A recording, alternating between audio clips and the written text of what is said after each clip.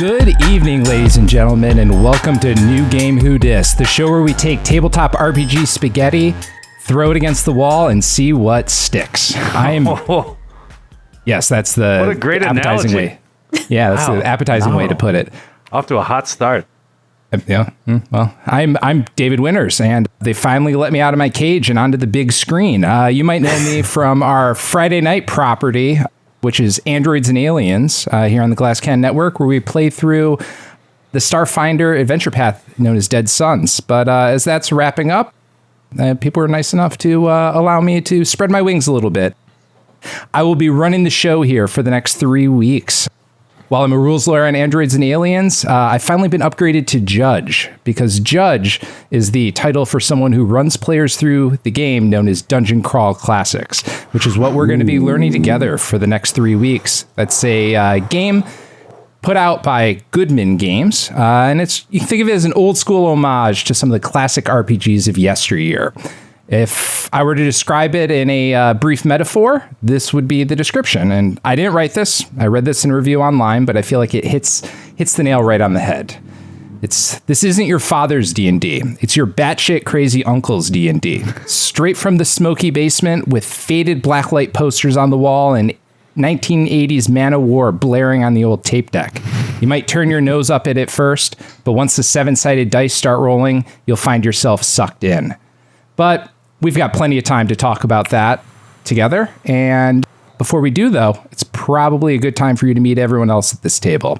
So first, we have a trio of my Androids and Aliens co-stars who also just happen to be founding members of the Glass Cannon Network. And that's Maher, Grant Berger, and Matthew Capodicasa. Welcome, gentlemen. Hello. Thank you for having us. David, I'm used to placing you behind the logo of the show for most of the time. I sent Troy several mock-ups that involved your screen being totally blocked by the Glass Cannon Network logo, but your beauty shines through. Thank you for joining us and hosting us tonight. Yeah, I've already hit my allocation for screen time for the episode already. So this has been a wonderful evening. Good night. Quick question, David. Yes. How do you know my uncle, and when were you in his basement? I don't know if that's appropriate to talk about on air, Matthew. He still has a pending case that we can't really speak of under the advice of counsel. Fair. But, fine. But of course, I would be completely remiss to not mention the breakout star of New Game Who Dis, and that is Kate Stamas. Special K, baby! The queen has returned to her throne of New Game Who Dis. Yeah, and now we call her Hot Pocket. No. Kate That's her new nickname. Grant made an amazing discovery before we were on the air.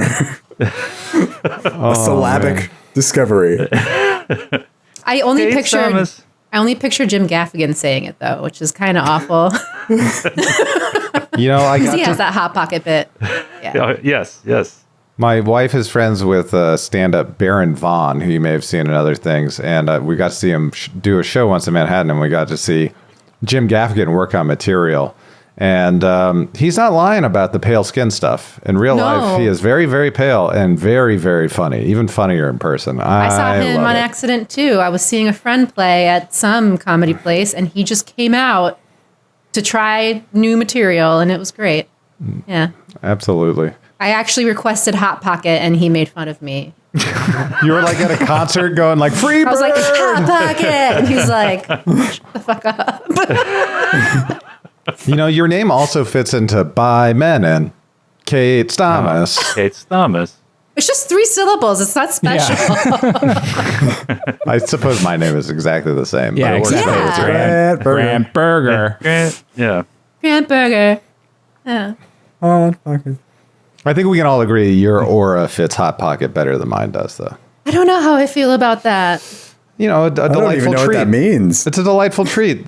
That's hot on the outside and cold in the middle. That Or burns is it your the other way mouth. around? If people try to eat you, you burn the roof of their mouth off and send them to the hospital with first-degree burns. Yes, The for worst. sure. It's only happened like half a dozen times. Yeah. Anyway. David, I was very much enjoying the subtitle, the catchphrase of this, glory and gold won by sorcery and sword. That feels concise. That feels accurate. How do you feel about that? Well, if there's anything about this game, it is concise. When you're looking at a rule book that's roughly 500 pages. Yeah, Kate's got hers too.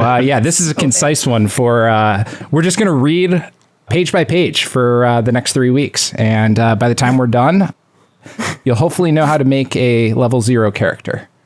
And that's going to be the show. But no, in all seriousness, this game is incredibly concise. I've actually been sitting on this rulebook for about 2 years. It's been sitting on my bookshelf, staring at me, and I've been terrified of it. Like, you see those 500 pages and you're like, Pathfinder's crunchy enough for me, or maybe I just don't want so much of that. And when the opportunity came up to run a game, and I went through kind of a short list, I'm like, I'll do a little more reading.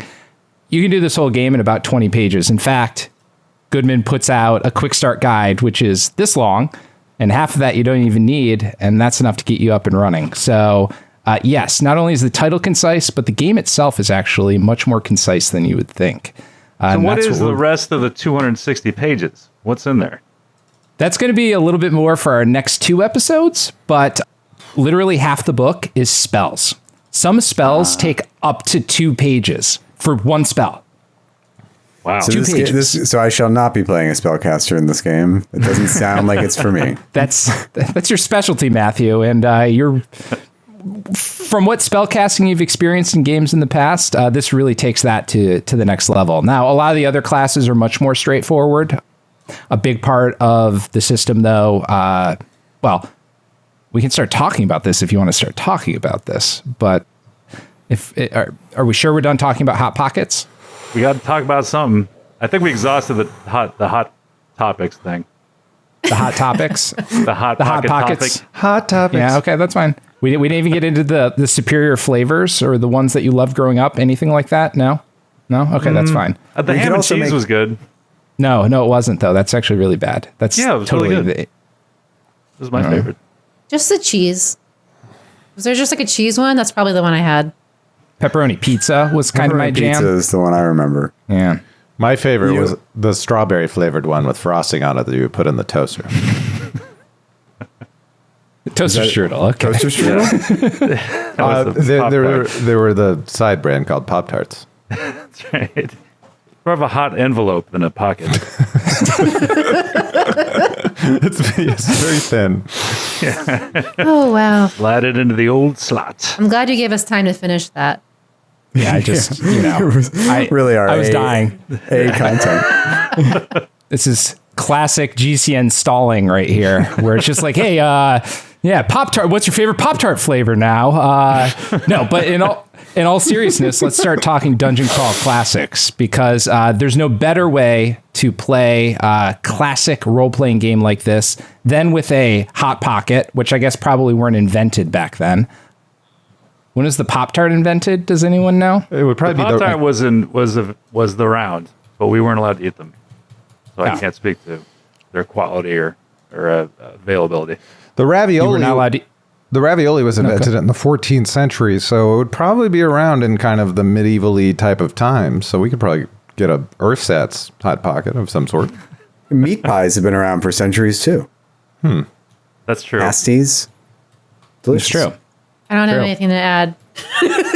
But I think, Dave, correct me if I'm wrong, but you're talking about the secondary fiction of us playing a game like this in the early 80s rather than our characters eating Pop-Tarts. Yes. in this Sorry, fantasy world. I'm not trying to bring the brown sugar and cinnamon Pop-Tart to your local tavern in your small medieval town. That is not happening. I'm saying hanging out in your dingy uncle's basement, rolling those evil dice, being seduced by the evil powers of role-playing games, which I guess theoretically was the stuff that was in the news way back when, as people shook their fingers at these kind of games. And that's really the atmosphere we're trying to capture. And the intention of this game came out in 2012. Again, Goodman Games, and this was created by Joseph Goodman.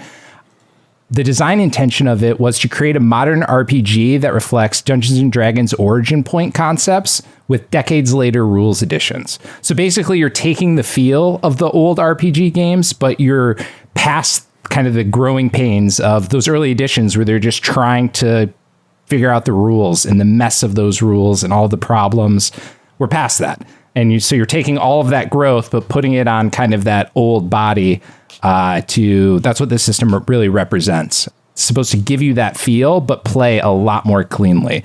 And that's really what we're going to kind of go through. Like I said, this book, big and scary, don't be that scared by it. Those quick start rules, which you can get online, give you enough for a level 0, 1, and 2 adventure.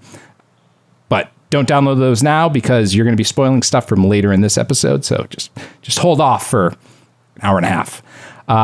Beyond that, though, there's a lot of stuff that's super similar that you guys are all going to find just like your Pathfinder and Starfighter games. It's a D20 system. So it's a lot of dice roll plus modifier against some difficulty class, whether that's a skill DC, an armor class, something like that.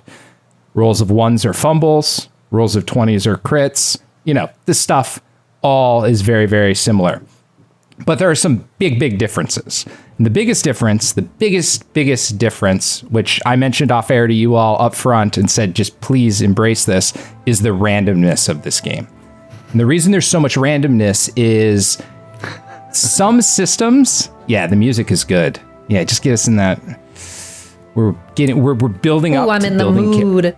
Building some medieval dungeon delving characters. And a big part of that is going to be randomness. And the randomness is there for balance. So in some systems where you have a massive rule book with 300 feats and people can put skill points here, attribute points there, sometimes there's pressure to build optimally. Because if you don't build optimally, the people around the table, you might, fall behind, drag them, etc. Here, almost everything is randomized. So everyone has basically an equal chance for something good, something bad, and it all kind of averages out. But that randomization actually drives a lot of the story. It gives you the kind of story hooks for where your character came from, how they developed. And we're going to see that today because the way the game starts is with what's called a level 0 funnel, where we take a bunch of level 0 characters. They're basically commoners that are nothing more than random people that work in a village. And this is their origin story about how they become heroes. And then from there, they get enough experience points to get a class level, and then they can become one of 7 classes. And some of these are traditional classes that you would know, like warrior, cleric, and then also some less traditional classes, but in a way, they're actually classic classes, like elf and dwarf, where race, class, they're actually all kind of the same thing. But there's 7 of those, and the character sheets in general are just very simple. Like I said, no skill points. There's no rolling your perception skill. There's no rolling knowledge engineering. Stuff is a lot more streamlined. Like I said earlier, spellcasting is its own can of worms. If we have a spellcaster in our later episodes, we'll go through all of that then. Not worth talking about now. So I want to be one next week. Well, I want to roll that D4 for hit points. Oh, well, we're going to get to roll some D4s for hit points today, even. Don't you worry about that. And that's really where we are. So we're shaking up the New Game Who Dis model a bit today. We're not spending a whole episode on character creation. We're going to spend the first portion of this episode, really get quickly into the funnel, and we're going to try to knock out this whole funnel today. So then we'll spend the next 2 episodes meeting and playing with our proper level 1 characters in a totally separate adventure. He's drunk with power. Drunk with power. Some people say too much character creation, talky, and not enough action. So that's what I'm here to do today. Yeah. Who says that? People, the boards. Who said that? Know. I'll sick my drunken, weird uncle on him. Yeah, that's true. Take him down to his basement, show him what for. Come down in the smoky basement. So, let's kick this off, actually, with, we will together create one character, just so I can show you exactly how easy this is to do. And we're going to see this randomization in action. People, please get your dice ready. I will walk you through step by step how we do this. All right. So you're going to need all sorts of dice, and some of these are going to be those funny dice. So the other big thing about Dungeon Crawl Classic, it actually ranges in dice from all the way down to a D3 all the way up to a D30. Now, you can obviously do that digitally, and there's other ways around that too. We're going to be rolling all sorts of those, especially during this process. So, step 1, and I have a sheet in front of me. I'm recording this one. Attributes. This is the old school way. Skid, what is the old school way to roll attributes? The old school way to do it is 3d6, roll right down the line. Like it goes strength, dexterity, whatever. I can't remember the order, but like you just whatever you roll, like you plug that in that slot, and that's your character. And that's what we're doing. Yeah. So 3d6 down the line. The attributes are a little bit different in this game. First, we have strength, and strength is strength. We get that one. Someone give me 3d6. 10. I got 10. Got 6. All right. 10. Well, I'll take the first number that is shouted at me. So we're going to go with the 10. So we don't totally submarine this unknown character David? just yet. Can you yell out a Yes. name and the dice you want, and then one of us will do it for you, and then we don't crosstalk? Yeah. I'll just That's a roll great dice all idea. night. Yeah, Kate's dice crazy. You don't check me. Kate's got the special dice, so we'll save her for some of the more special rolls. Okay. Matthew, give me 3d6 for agility. I will do this. All right. Coming at you with a 9. A 9. Okay, not Ooh. awful. Agility, obviously similar to dexterity for ranged stuff. Also helps your AC. Next, we have stamina. So very similar to con. This is going to impact kind of your fortitude, your hit points, and whatnot. Let's see. Grant, give me that 3d6, please. 17. Whoa. No, that's not right. Is that possible? No. It's possible. 6, 5, Theoretically possible, but 16. unlikely. 16. Oh, Still just pretty 16. good. Yeah. That's actually incredibly good. That's what I get for asking Grant to roll these. So we're going to go around Grant for the numbers where high numbers matter.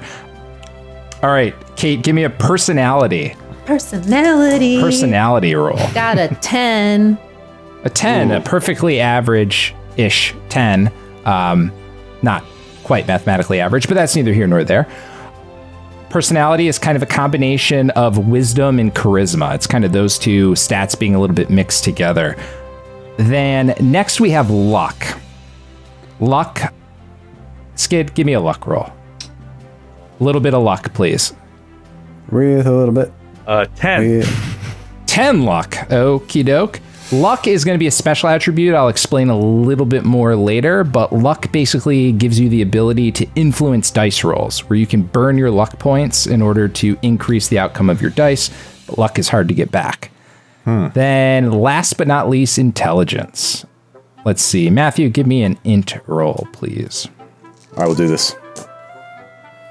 8. 8. Ooh.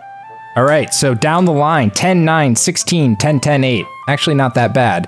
The next thing you do are modifiers. Modifiers are very similar to kind of the Pathfinder in D&D, where it kind of steps up every 2, except here it's basically every 3. So, 10 up to 12 is nothing, then a 13 to a 15 is a +1. So your strength of 10 is going to be a 0 modifier, your agility of 9 is going to be a 0 modifier, stamina is 16, that's actually a +2, so that's quite good. Personality of 10 is a 0. Luck of 10 is a 0. Intelligence of 8, -1. Ooh. So that's modifiers. They'll live forever. He will, actually, in this case, he might.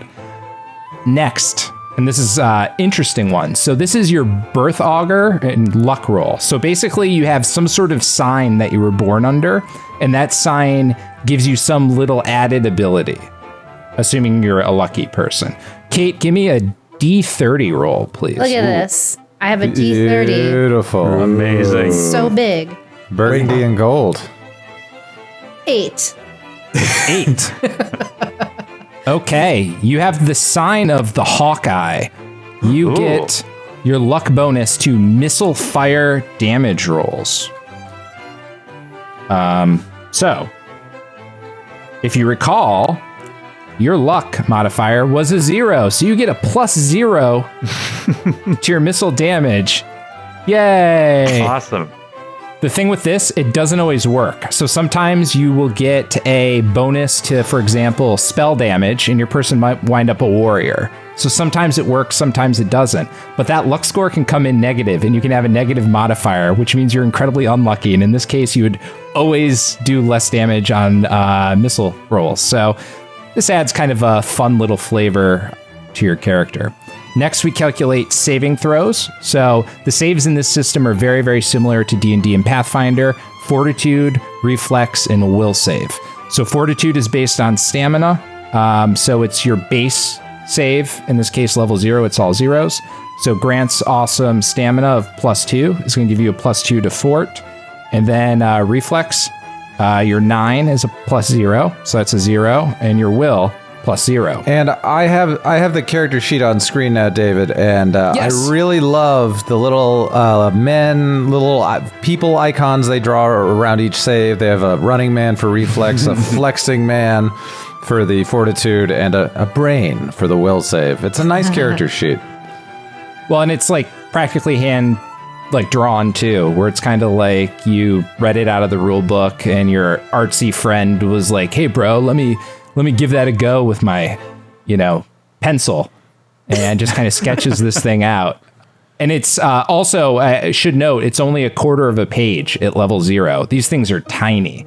So you can actually juggle a bunch of these at once, which is exactly what we're going to be doing. Great. So next, starting languages.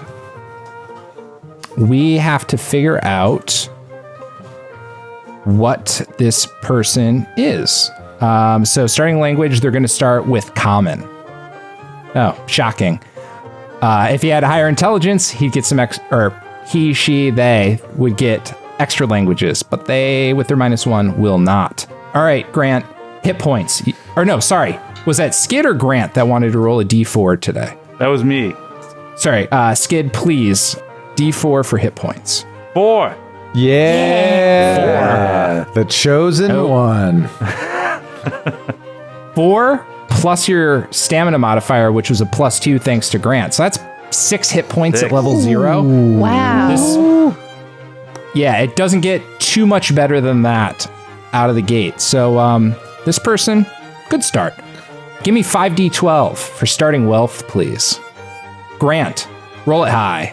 Real high, 5d12. Oh, a 1 on the first one, a 10 on the second. It's all evening out, and a 6 on the third. So that is 18. Got 2 more to roll. 2 more now. Oh, 2 more. Jesus. 28 and 29. Oh, wow. All right, 29 copper pieces. Times are tough in this small town. And let's figure out why times are tough, because here's the big roll. I need someone to roll, let's see. I'm going to go with Matthew. A D100, please, to determine occupation. Ooh, baby. This is big. I'm excited for this. I was reading through the list of occupations, and there's some real good ones. 68. Oh.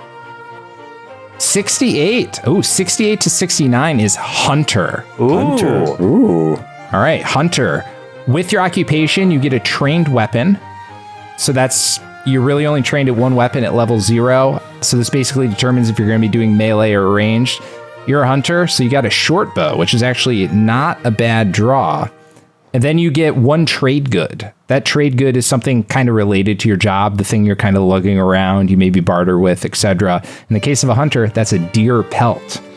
So not a bad haul. Looking at the table now, it looks like some of these occupations determine your ancestry as well. Exactly. I was going to get to that actually as we start dealing these puppies out in a bit. But out of these 100 occupations, there are some where it's a range of numbers. For example, 98, 99, and 100 are all woodcutter. There's others that are individual, like a healer, 65. Anything that doesn't mention a race means you're a human. That's about 70% of the table, you're going to be a human.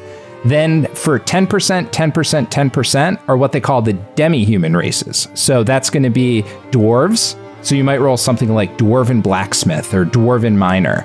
There's the elves. So that could be something like an elven falconer or an elven forester.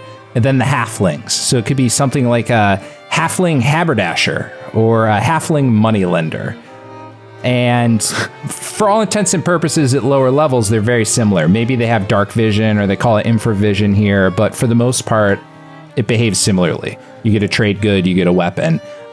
But you're also landlocked into that class later on. Because remember, we said some classes are classes, like thief and warrior, and others are races. So an elven falconer can only grow up to be an elf.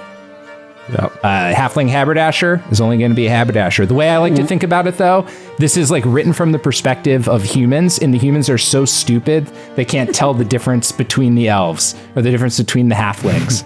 And they're just like, well, he's just doing halfling things. Like, yeah, of course, that's a halfling. So that's the way I justify it in my headcanon. I've also enjoyed the deep lore we've gotten here that the only barristers, the only attorneys in the entire universe are elves. They're just all the only way. Yeah, there's no human barristers, right? I guess we figured out David Winters is an elf today. That's right. Yeah, apparently so. And all of the con artists are humans. Right. You can trust any demi-human not to con you. Yes. It's a universal truth in this world. Unless, I guess, if they're barristers. I had to look up the word costermonger. Oh, what is it? I've never heard of it. What is that? It's somebody who sells goods from a cart, especially fruits and vegetables. That could be anything. That will be one of the 28 pre-gens that will be coming up really soon. But I don't want to get ahead of myself. Let's finish this guy, and then we got 28 more to go. This is all we're doing for the first 4 hours of this show. The first 8-hour new game Who This. New game Who Dis. The game. We heard you guys like character creation, so. Kate Exhibit Stamas. Okay. Yeah, fine. We are doing 8 hours of it because that's what they asked for. Good thing. Pimp your character creation. A lot of coffee today. Okay, where were we? That was occupation, and we just learned about demi-humans. And then we're going to get into starting equipment. Since Kate's the only one with the fun dice, Kate, give me a D24 for starting equipment. 24. A 1. A 1. You get a backpack. Yeah. Practical. That's worth 2 whole gold pieces. 2 whole gold pieces when your current wealth is 29 copper. That's like a prized heirloom backpack that you're walking around with. Wow. Some of the other items off this list would be things like 10 feet of chain, a crowbar, and then there's some high ticket items like a hand-sized mirror worth 10 gold pieces. I was wondering if there was a 10-foot pole on there, and there is. So that makes me very happy. That's encouraging. You can definitely touch things with a 10-foot pole in this game. That's for because that was like a huge thing in original Dungeons and Dragons. And actually, there was a kind of a hack in the original where it's like 10-foot poles were worth like 5 gold pieces, but a ladder was worth 7. So what people would do is they would buy ladders, cut them in half, and like sell the 2 10-foot poles, like in the game. That got fixed eventually. Anyway. And that's why we are using a more streamlined rule set where that is not possible. But I appreciate the ingenuity. Next, racial traits. So we know our person is a human, so they get 2 things. They get 30-foot move speed, and they get nothing else. That's the second thing they get. They get none of the other fun racial stuff. Some of the other fun racial things, though, just to pepper in real quickly here. Elves have a classic immunity to sleep and paralysis. They also get what's called heightened senses, which allow them to get... It's very similar in Pathfinder to Dwarven Stone Cunning, where they get the free checks for hidden doors that they don't necessarily realize. Classic. Then dwarves get infravision, so dark vision. They also get the ability to smell golden gems. They can smell large collections of them from a distance, and they can even have as much precision to pick up single gold coins. And then halflings, infravision, they have this good luck charm ability, which maybe I'll explain another time, and they're good at 2-weapon fighting, but whatever.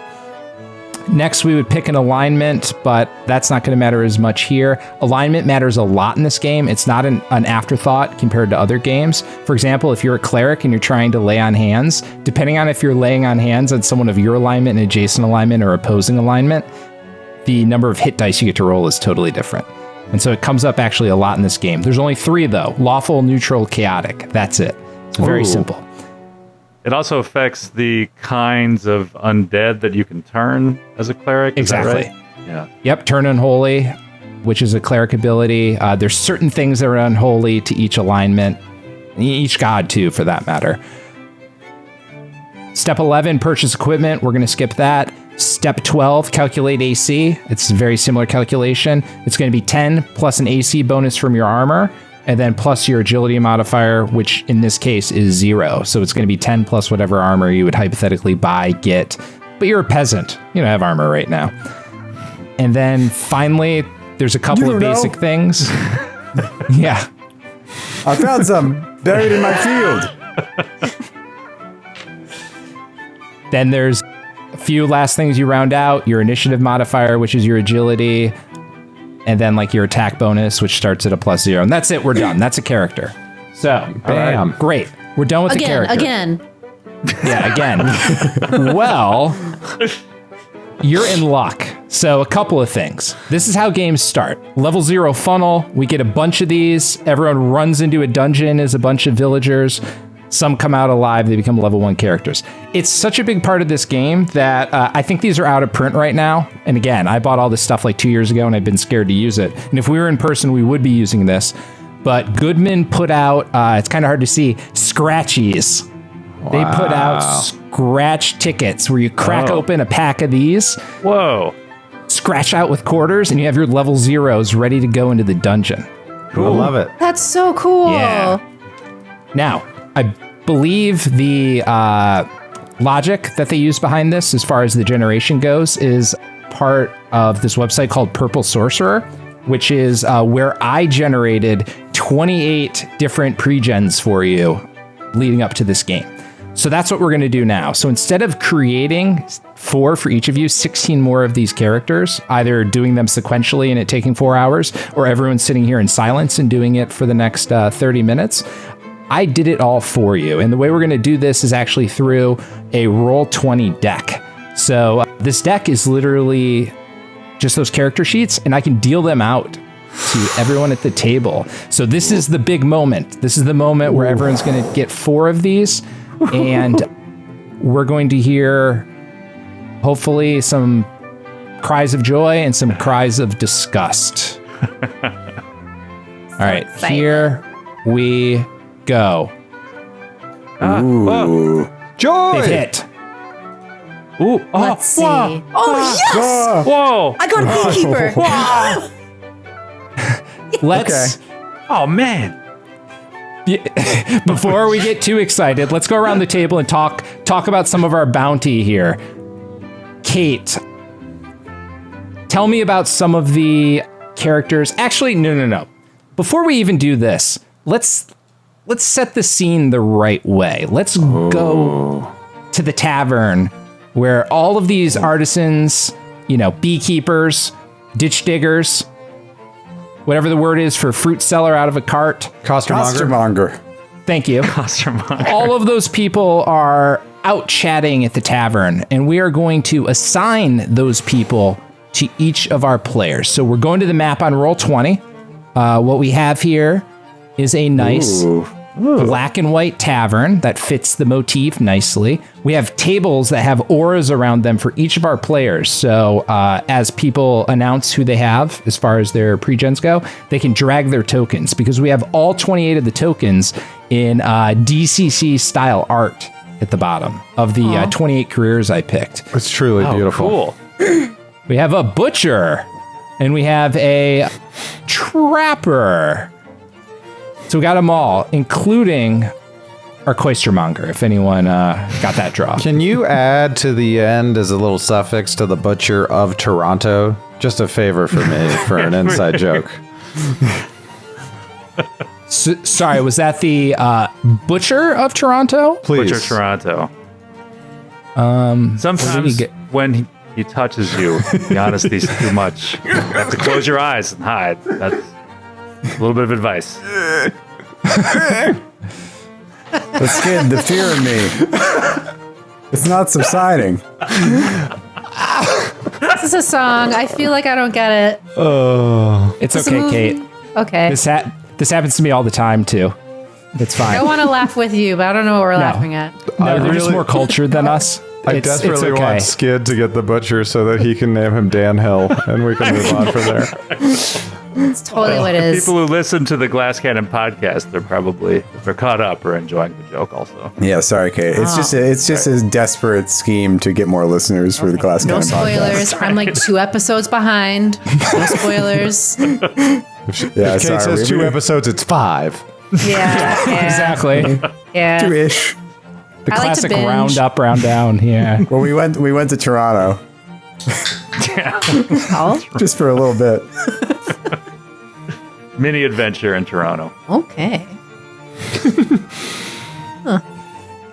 David, this Roll20 is typically highly organized. Well done. Yeah. Yeah. I have compulsive issues, as I am a fellow Virgo, as both Troy and Kate. Yeah, exactly. Yes. Yeah. It's a problem. But yeah. It's not a problem. It's how everything should be always. I'm fantastic. Great job. Great. I'm delighted to know you're a Virgo, and even more delighted to know that you care. I would not have guessed that about you, David. Nor What are would I you? have. What are you, Matthew? I'm a Scorpio Oh. with an Aries, with a Libra moon and an Aries rising. Okay. Cool. Okay. I didn't peg you for any of that. What do you think Skid and I are, Kate? Can you venture a guess? I feel like Grant is. I'm trying to think of the element, like fire, earth, air, or water. I feel like Skid would be like air or something, maybe. I don't know. And then Grant. You're like a Leo or something? No, I don't know. That's a good guess, but What?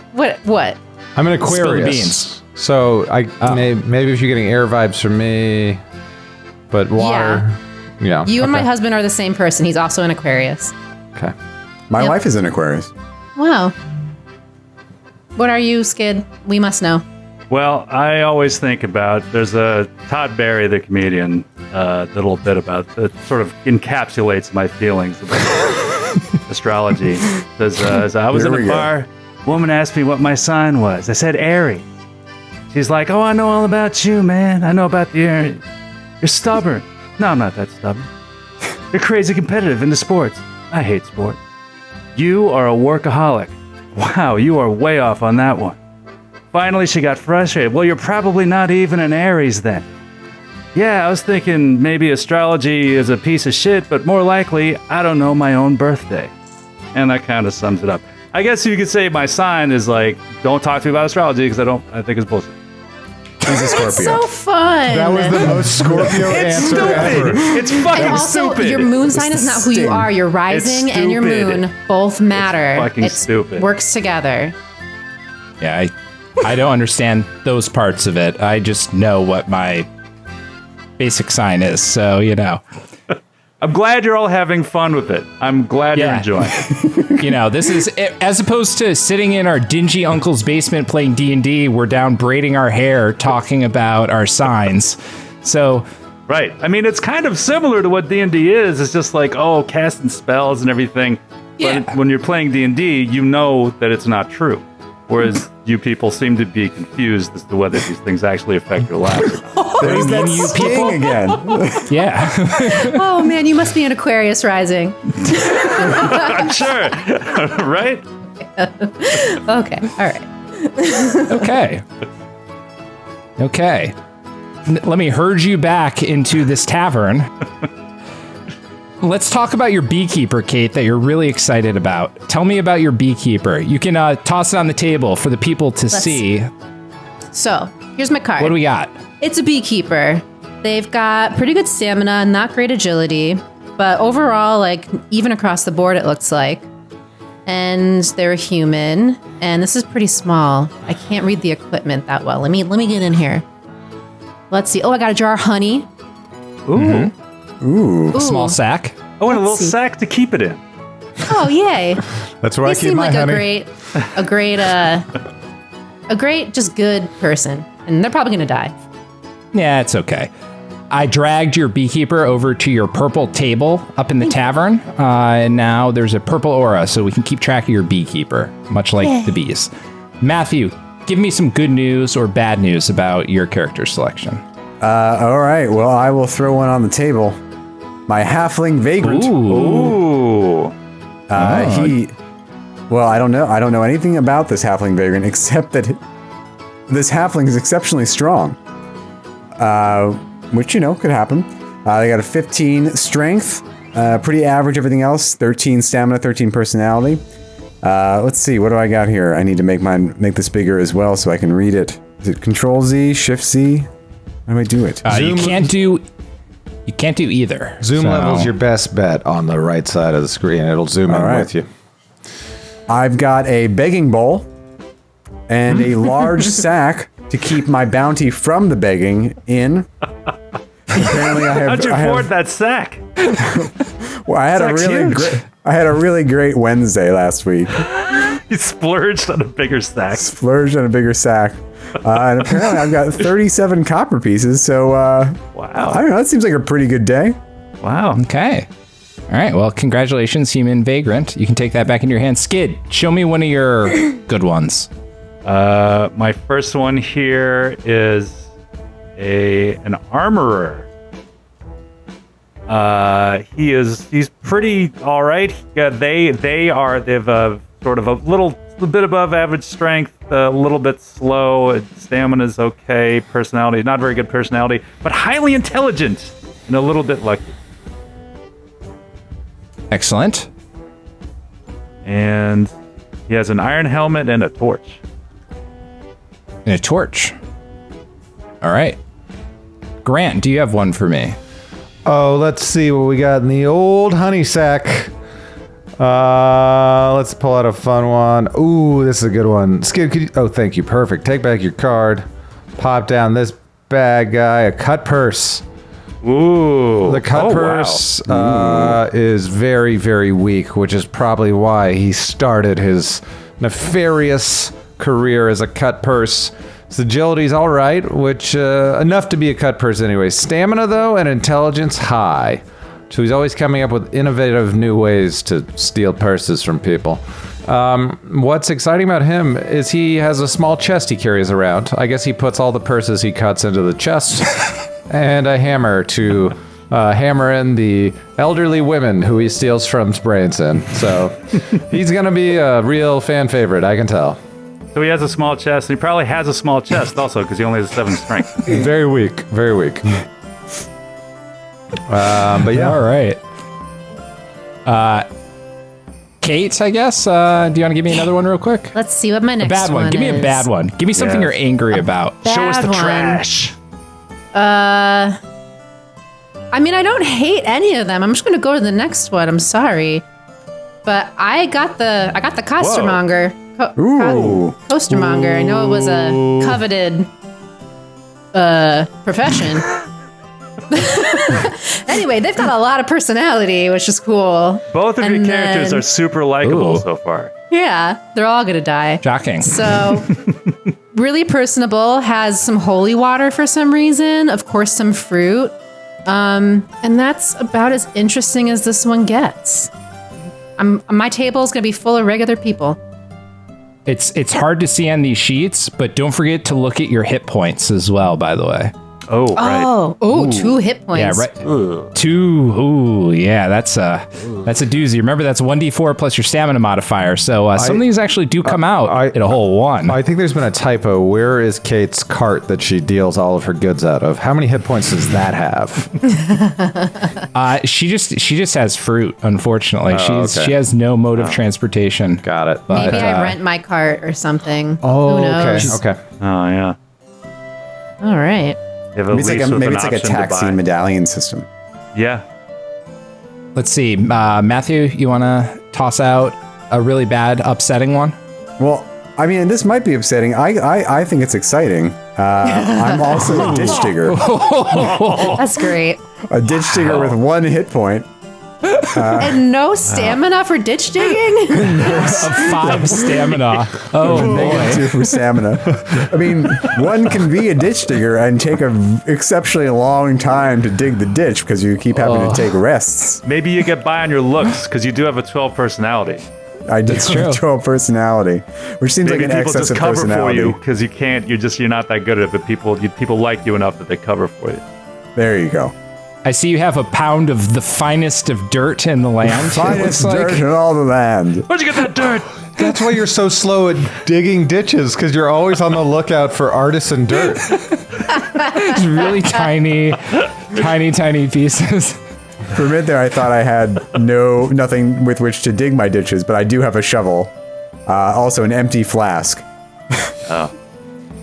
From all the drinking. That's why you I drank it already. a 5 I don't wanna- stamina. Bust your bubble, but take a look at your hit point. Yeah, a single hit point for this ditch digger. All right. Well, go find your seat with the halfling vagrant over there, Mr. Ditch Digger. Skid, give me the good word. All right, my next one, speaking of good words, is a cheesemaker. Blessed are the cheesemakers, they said. And so they went, wow, this person is actually pretty awesome. So, yeah, strong. Yeah. They've got great stamina, pretty likable, a little bit lucky. And the 5 hit points, got 47 copper pieces, some stinky cheese, and a big sack. Down from the same big sack store that Matthew's character bought it from. And they've got a cudgel. Yeah. Nice. That's actually a really good stat array. 16 strength, 10 agility, 15 stamina, 12 personality, 9 intelligence, 12 luck. Yeah, this when I is saw my that odds-on one, favorite to make it through. So far, yeah. So far. I said that cheesemaker's going somewhere when I made all these pre-gens. That is one promising cheesemaker. The stinkiest cheese in all the land. You could smell him coming from a mile away. Grant. We're dropping down the Wizard's Apprentice, who is a pretty sweet character. Very weak. He's going to get along well with the cut purse, though his aims are nobler. He's interested in the arcane. He's got a 1 personality from all the wonderful quips he reads from all of his studying. Very intelligent. Unlucky, though. That unluckiness is reflected in his 1 hit point, but he's going to fend off the bad guys with a dagger and his black grimoire and a 50-foot rope. Ooh. Yeah, He's like Rincewind from the RimWorld. Yes, indeed. Discworld, sorry. Discworld, yes. So, and you're not choosing the alignments for us, I've noticed. Is that up to us to No. choose?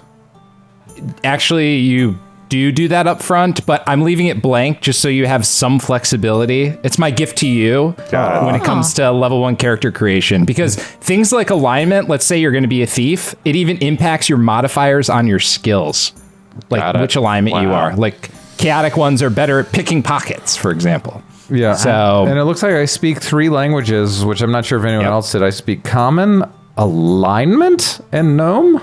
Oh yeah, that's the thing in original D&D is that alignments have their own language. Oh, very cool. Like there's a lawful neutral language, there's a chaotic evil language. So yeah. I love that. you have to pick your alignment first. That's why it's just alignment for now. Yeah. But that's great. Okay. So let's knock out the last couple because we got to get dungeon delving. Does anyone else want to throw some down? Kate, I think we're back to you. I got one that's not just a human. Ooh. Oh, yes. got, I want to know all the demi-humans for sure. Ooh, an elven forester. Ooh. Zoom in on this. So they don't have anything negative, which is great. 3 hit points. They start out with some herbs and a holy symbol and a staff. So, yeah. Maybe they'll make it. Nice and well-rounded. I see you also speak alignment. Ooh. Good. Yeah. And an iron vulnerability, so watch out. Yes. You can't have prolonged contact with iron. If you do, you will take... That's cold iron, right? That's equivalent of cold iron. Oh, Pathfinder. this game is... In a way, yes. But here, it's any iron. So don't wear that iron armor or anything, because you will take 1 hit point damage a day. if you do. And in a game where you heal 1 hit point a day, that's a lot to take. What a quirk. What a quirk. What a fun quirk. Wow. Fun quirk. Fun kinks. All right. Let's see. Matthew, give me another. I'm also playing a trapper. Oh. Lucky. This trapper isn't terrible. Got a pair of hit points, and pretty average stats. And I've got a badger pelt, and a sling. Apparently, I go hunting with a sling, or no, I go trapping with a sling. And a holy symbol, too. I wonder what that's all about. 25 gold pieces. Holy cow! You're rich. Yeah. All right. Wow. All right, Skid, give me another. Maybe the badger you trapped was really religious. Yes, exactly. I've got another demi-human. I've got a dwarven miner. Oh. It's quite strong. He's above average intelligence, bit lucky, and it's got 33 copper lantern rope, and speaks common and dwarf infravision, and he's got a 1 hit point. So, woo. Best of luck. Thanks. And he moves 20 feet at a time.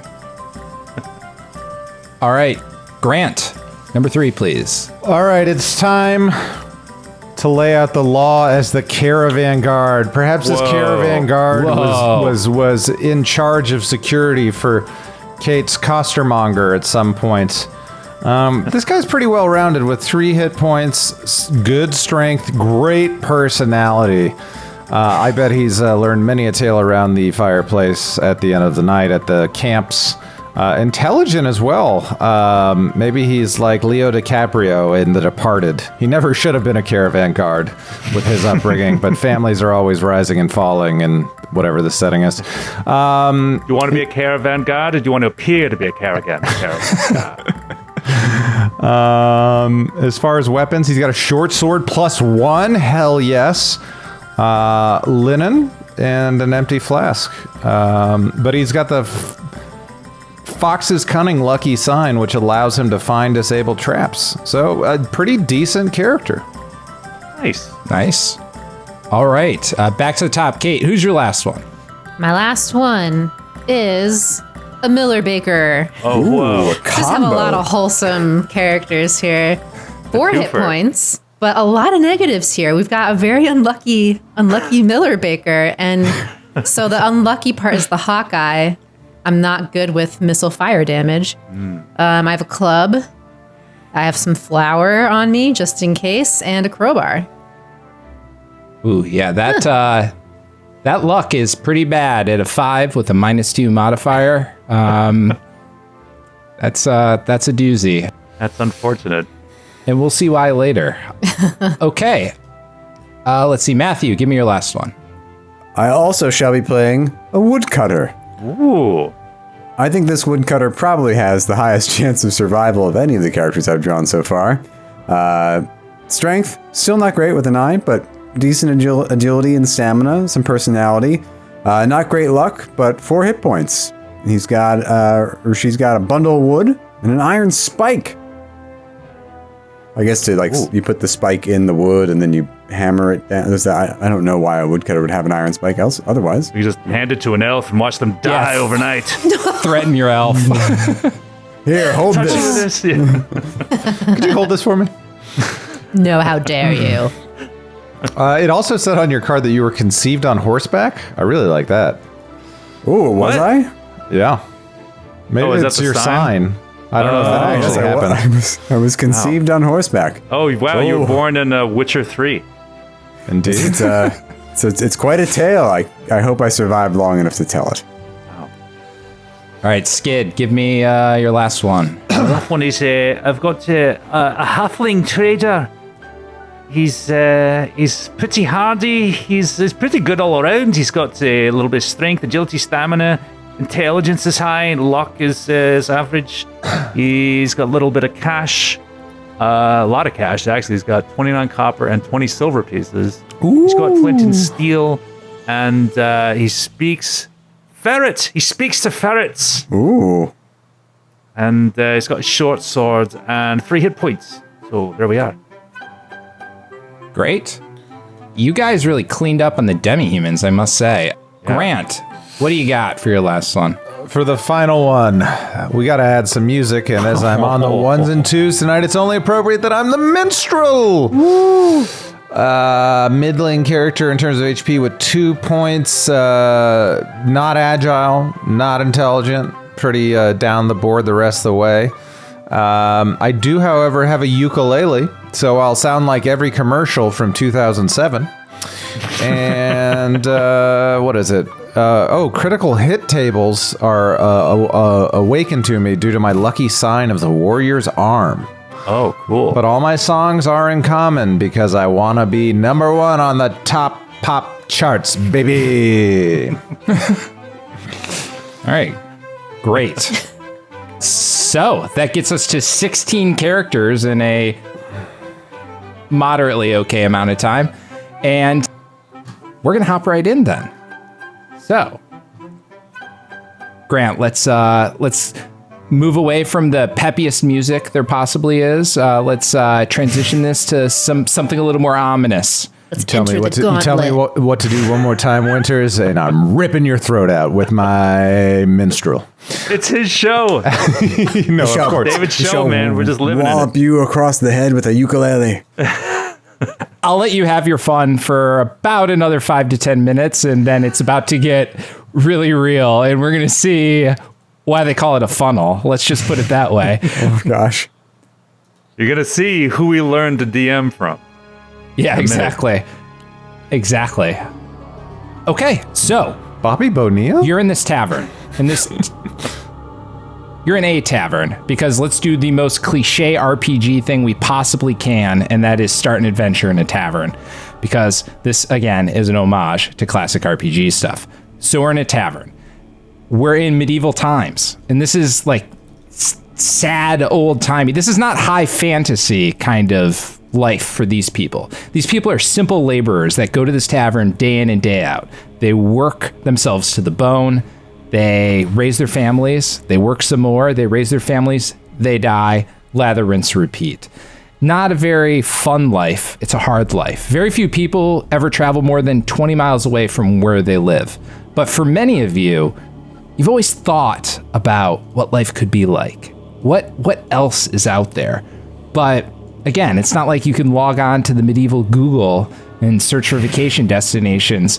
You know nothing about what's out there. You're waiting for adventure to come to you, not really the other way around.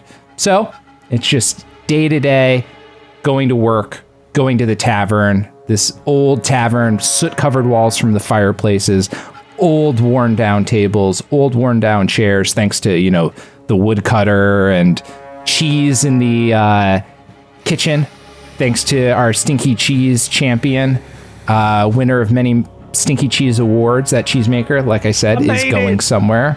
It's my cheese. And then your cheese, your vagrant halflings, your random elven individuals, this ragtag group of people are just socializing, having a good time. Could I trouble you for just a few spare coppers? Get him out of here! Why are we having a beggar in it? Get out! I have every right to a drink that you do, if you go can buy away. it for me. What's your personality score? It's a good question. My name is Jolene. It is? Yes. Right? And my personality is a 13. Okay, alright, you can stay then. Now that I get a better look at you and hear your dulcet tones of your voice, I am appeased. Is Matthew's, what character is that? Vagrant? Are you currently having a conversation like with Rambo. Skid's cheesemaker? Yes. This crossfire role playing is going to get really confusing when everyone has 4 different voices. Yeah, they're all basically going to have the same voices from me. I apologize in Yeah, advance. that's fine. I think he's the halfling Rambo. I think Brian Dennehy's gonna come in here and throw you out of town. That's my guess. It's going to open up a whole story's worth of trouble. David, what is the name of this town and this bar? Do they have names? Yes, this bar is called the The funny thing is, I just thought of multiple like bars and ships from other shows and other. I'm like, oh, it's called the Rusty Rivet. I'm like, no, I can't do that. It's like the Rusty Dragon Inn. No, I can't do that. This is the Lusty Rivet. Oh, the Lusty Rivet. No, this is the Belligerent Badger. Is the name of the bar? Oh, okay. Belligerent Badger. All right. And then Like it. the town is called Hawksford. It's like a proper British thing. Hawksford. Hawksford. I'm gonna write that down. Oxford, Connecticut. I went to Oxford University. And the Belligerent Badger. Okay, so you're in Hawksford, wherever the hell this is, and the Belligerent Badger is not even a knock on the door, but this old man comes stumbling in. Oh. He looks a lot sadder than that, though. He's old with a long gray beard. He has a staff. He's wearing religious-y garb, and he comes just kind of slowly walking in. You can see tears streaming down his face as he just walks in. And you know him to be one of the religious individuals in the town. He's basically the second oldest person in town. The second oldest. How old is he?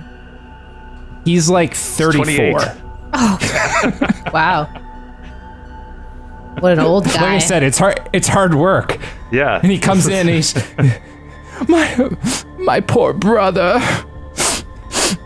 You know his brother. His brother is the oldest guy in town. His name is Old Man Roberts. That's I didn't make that one up. That's as written. Old Man Roberts. Yes.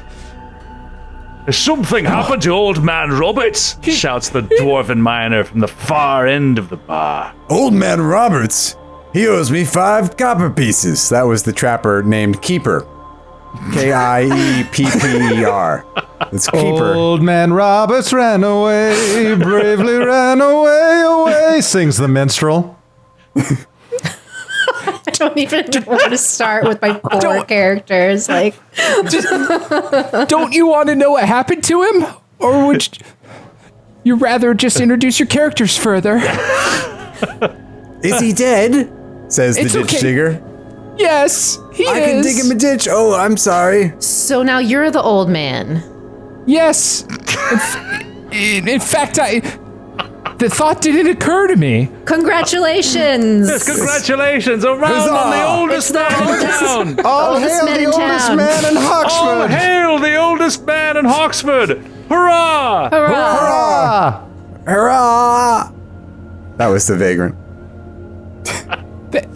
Thank you. Your well wishes are noted. So How did he die? thank you. As I was saying, That was the ditch digger. thank you, Ditch Digger, for pushing forward this exposition. My name's Sylvester. I'm also quite old. But not as old as you. me. No, Yes. no. The title is yours alone. You need to listen to your elders. If anyone's ever told you that before, I'm no longer sad. I'm just angry. Shut up, everyone shut up and listen to young man Roberts. That's true. You had my name correct. Thank you. I appreciate that. He was old man. I was young man. We were 3 years apart. Anyway, where was I? I was sad. I believe I was sad. Ah, yes. The Sorry. person's climbed up on stage behind him and is stealing his purse right now. So We need not quickly worry devolved. about collecting a reward. I've already got it here. Drinks on me. Okay, fine. Let's do it. First roll of the night. No. David is regretting everything at this moment. Totally. A cut purse. Make me an agility check. Oh, shit. Uh-oh. What have I What does he done? roll? Agility. I don't even know. I'm pulling Your up agility modifier. the cut purse. The Wizard's Apprentice. There's the cut purse. Okay, my agility modifier is 0. I remember now. D20 plus 0. Uh-huh. Natural 20. Not even joking. Did we break the game? No, DC 18. Congratulations. Wow. Yeah, you lift his 25 gold piece holy symbol as well as his entire purse of, hold on, 30 copper. Whoa. Congratulations. You robbed the holy man of the town. Nice Brother job. just died too. I know. The cut purse whistles away kind of like as inconspicuously as possible, like he's doing something else, and just whispers under his breath, "Where is your god now?" The worst part. What did you say? Nothing about your brother. Tell me about your Thank you. brother. Please, Sorry. young man Roberts, continue. I'm pretty sure I was sad, but I've been so sufficiently sidetracked I'm not anymore. Do you have a copper to yes. spare, young man Roberts? In fact, I don't. I don't know. Wait! Guards! Guard!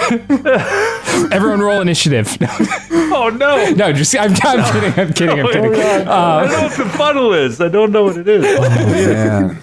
It's just a slaughter. The guards come in and just slaughter there's- everyone. Yeah, there's one door, and they just come in and chop you all down until there's 4 remaining. That's feels it. We like- did it, guys. This feels like joining the United States Marines, just being hazed like this as a funnel. Yeah. Wow. That's the funnel. Okay. All right. Young man Roberts walked into a bar, said he was sad about his brother. Ah, yes. Oh, the heat must have done him in. He was just so old and sick. But now he's gone. And I'm not sure if he was delirious or what, but he spoke a wild story on his deathbed. When he was but a boy many moons ago, when the summer's empty star had risen, the villagers had stumbled across a glowing passage among the town's old stone mounds. He reckons it was the star up above that made it glow. But not only that, a man could walk through this glowing passage to another place. He'd seen wonders there, jewels, fine weapons, enameled armor, but danger too. Nothing he said made sense. Something about iron men, a snake, bones. Few villagers entered, but he was the only one who made it out. As a child, no one believed his stories, and as a man, he kept them to himself to not be labeled a madman. With his dying breath, he made me promise, I should say. He promised nothing. He was dying. He made me promise that I would investigate it. Take a chance to live a life of adventure. To explore, maybe find some riches. Get over this life of laboring in the church. Tonight, the same stars in the sky. We must go. Who will join me? Dan, the Miller Baker, stands up and goes, "Yes, we must go." He's my least intelligent, least lucky character. So he's like, "Yeah, that sounds like a great idea. Let's go through the portal." And yeah.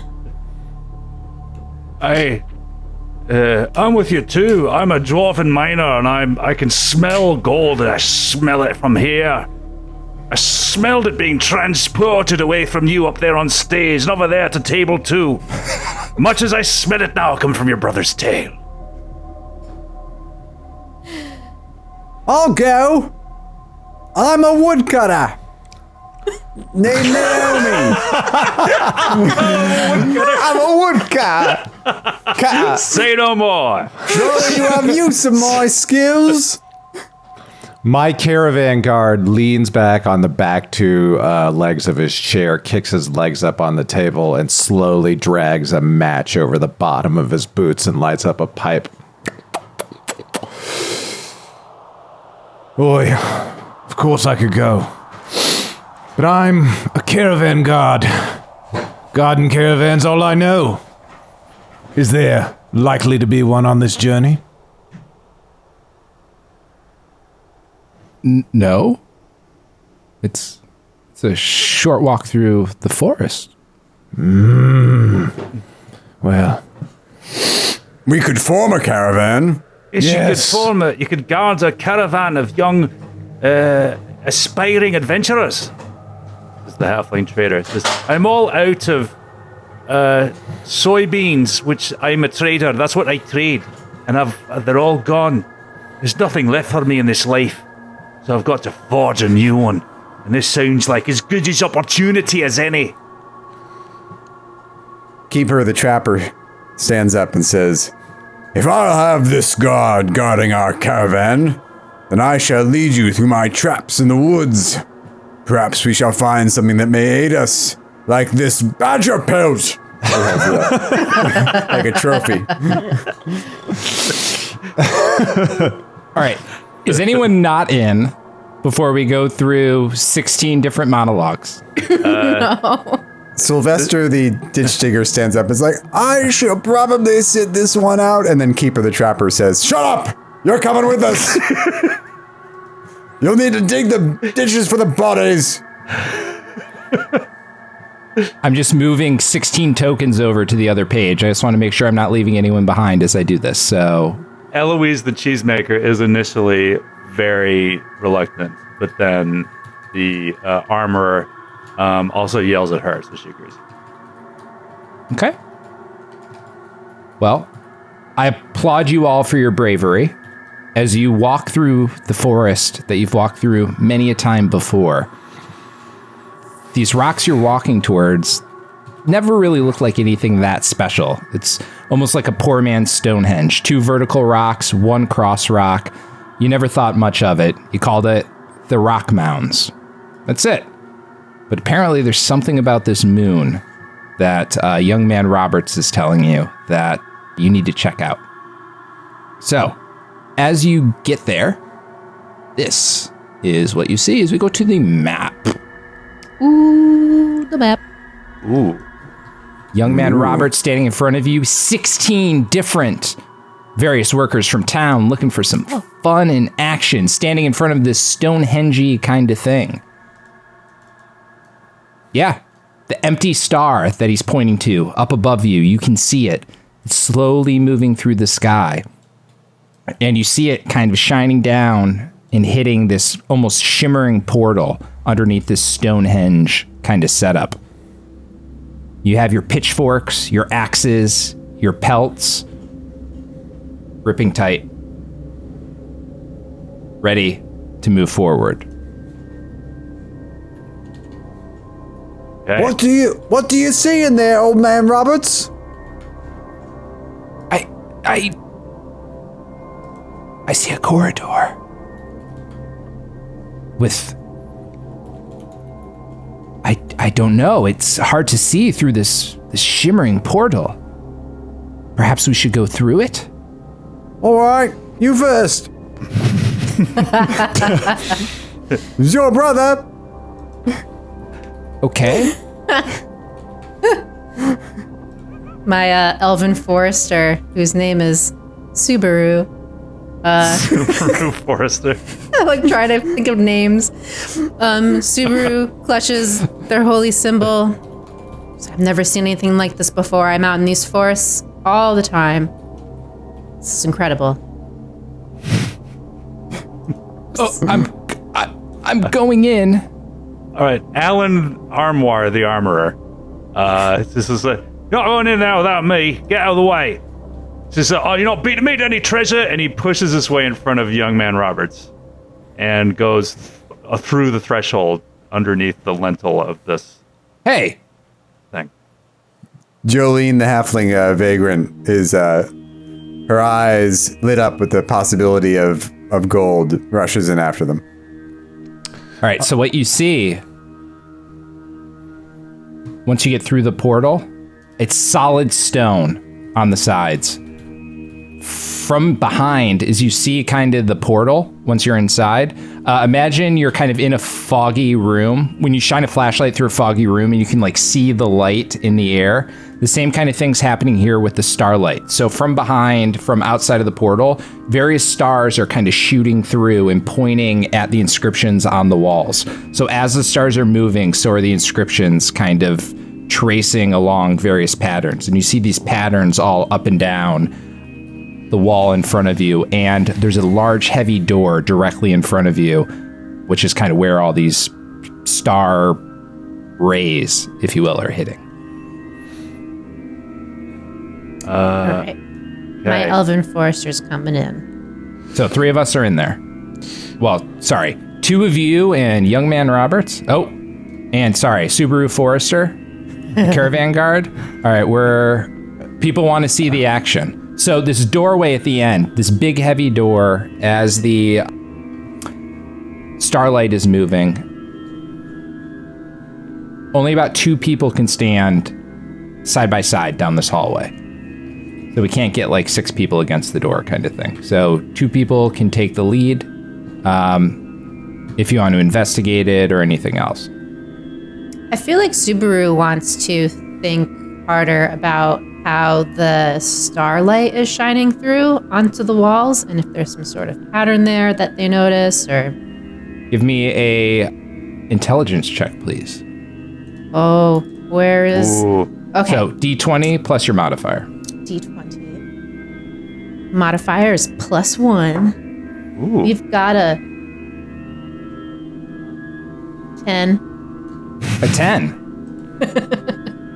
With a 10, you're not quite sure exactly what's happening there. You can see various designs. They don't look super familiar to you. It looks almost like someone painted decorations on various like constellations and stuff, but none of them look familiar to you. Alan he's pretty intelligent. He's going to say, these are moon letters, they are. Nope, he doesn't know anything else. Okay. Who else we got? I'm trying to see if any of my characters are intelligent. Nobody I have is intelligent. Well, young man Roberts wants to take a look. And young man Roberts also sees constellations.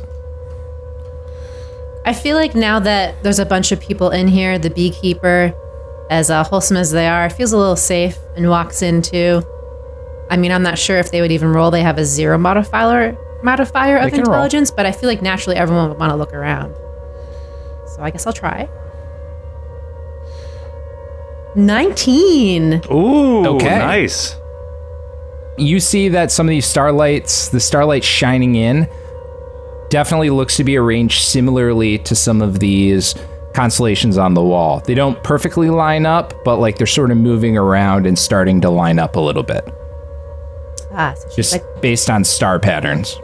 she's like, oh, I've seen these. I've watched my bees all night long. Sometimes I like to watch them sleep. So I see what's going on here with the stars and the constellations. They're almost mapping and matching up. Her name's Betty. Betty Betty the beekeeper. Betty the beekeeper. She talks like she's really old, but she's like 15. Wow. All right. She sounds kind of like Luna Lovegood. Yes. Jolene, the halfling vagrant, grows impatient, rushes forward, and tries to open the door. Okay. And like I said, 2 people can kind of do it. So young man Roberts is standing up there as well, directly adjacent to the door. And he says, young man, let me give you a hand with that. Both of us need to roll a strength check. I'm a woman. I'm sorry. My eyesight. All right, I have a +1 strength, so do I roll a d20? And add You roll a 1? d20, add 1. Yep. 15. Great.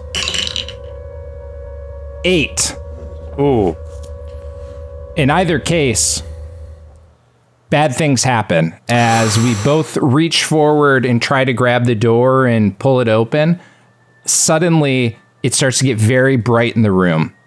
And then there's suddenly a very quick and intense flash of light and heat. And Miss Halfling Vagrant and That's Mrs. Mrs. Sorry. You're married? You don't even have a house. Well, why do you think I'm a vagrant? My husband died and left me destitute. His poor investments in steel futures left us with nothing. Steel futures. Steel features. Steel was only going to be made in the future, you fool. How about before too much more backstory, you roll a reflex save for me.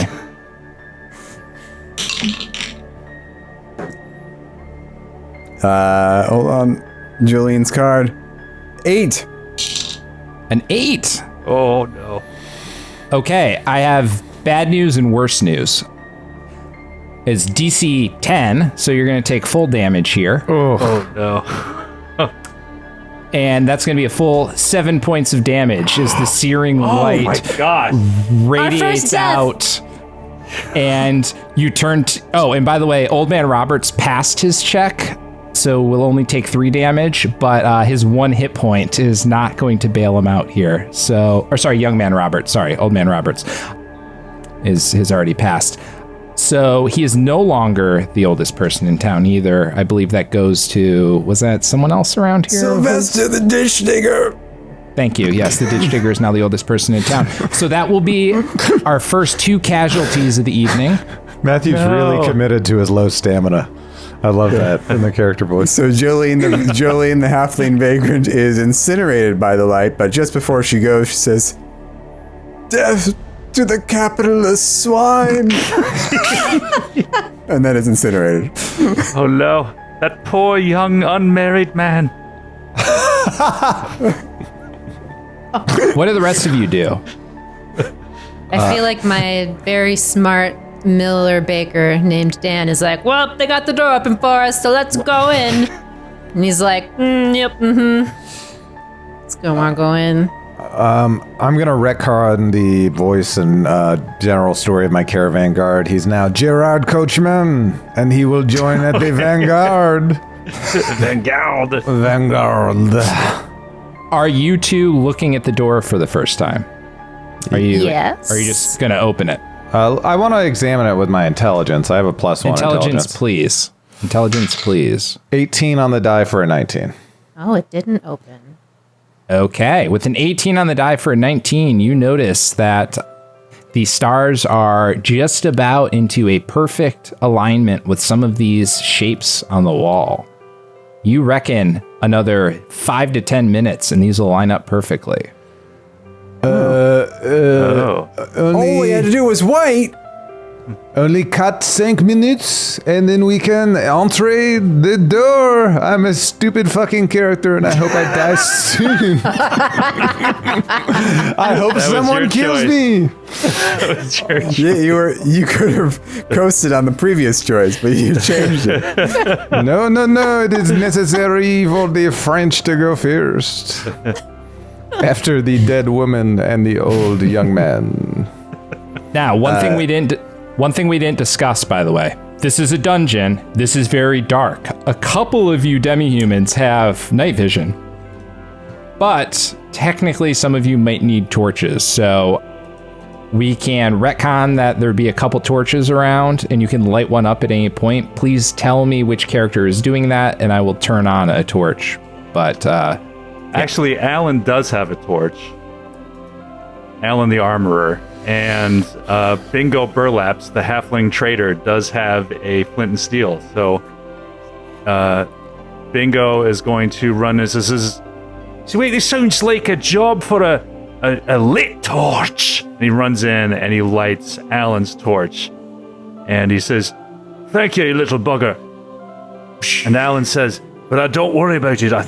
I heard somewhere that if you snort the ashes of a halfling, you get infravision for 5 hours." So he buries his face in Jolene's remains, trying to inhale as much of her as he can. Oh yeah. I think I can see now. I think, no, that didn't work at all. It didn't work. God, who told me that? I can't remember who told me that. Well, live and you learn. And he moves forward with the torch. I feel like for mine, the Forester would make sense, the Subaru. I feel like they would have a torch, and then I also made it canon that my beekeeper goes out at night, so she's got a torch. the beekeeper wants a torch. Yeah. Okay. So Bees go out at night? What? Real quick, before you advance too far into that room, let me give you a description. Oh. There's another stout door straight ahead at the end of the room, similar to the one you just opened. There's 4 iron statues flanking the door, 2 on each side. This is a relatively small room. It's about 20 by 25, a tight little room, but these statues, which are about human-sized, are at the northern part of the room, the side of the room furthest from you, 2 on each side of the new door. Each statue depicts a different fighting man in a round iron helmet in thick scaled armor, holding a long spear in a throwing almost javelin position, looking up the sky. But the spear tips, they look like real weapons you could salvage. Nice. Fun fact, Fighting Man was the original class name for fighter in the original Dungeons & Dragons. Fighting Man. So as an armorer, would I have any insight into this scene and or the weapons that they're carrying? Yeah, you can give me... So the equivalent of a perception check is searching. That's going to be an intelligence check. Oh, that is a 21. A 21. Beautiful. All right, with your 21, and in general here, Oh, no, DC's... sorry, 20. Not 20. Oh, only a 20. Yeah, in general, DC 5 is a super easy task. DC 10 is something that's kind of challenging. 15 is hard, and 20 is incredibly hard. So with something like a 20, you're seeing very, very well. Because again, these skills don't really scale in the way that we're used to in other games. So with that, you see that these statues are... The armor can be totally used. The weapons probably can be totally used. But the statues themselves... They look like they might not be statues. Oh. I feel like Dan's like, I don't know anything outside of exactly what I do every day, which is mill and bake. This stuff looks super useful. I think we should just grab it. Alan throws his arm across. What's the Miller Baker's name? Dan. Dan throws his arm. Dan. What? Dan. Why are you touching Dan. me? What? Dan. What? Dan. Sorry. Don't. I don't think they're what they appear to be. I mean, why would they not be what they appear to be? I think that they're not statues or immobilized people at all. They may be creatures from beyond the grave. Ugh. That's Telling you. Dan. a bunch of baloney. Dan. What? Dan. What? I want to make sure you're listening to me because it's very important. No, I feel like I'm the smartest person in this room right now. Don't you do it, Dan! Dan!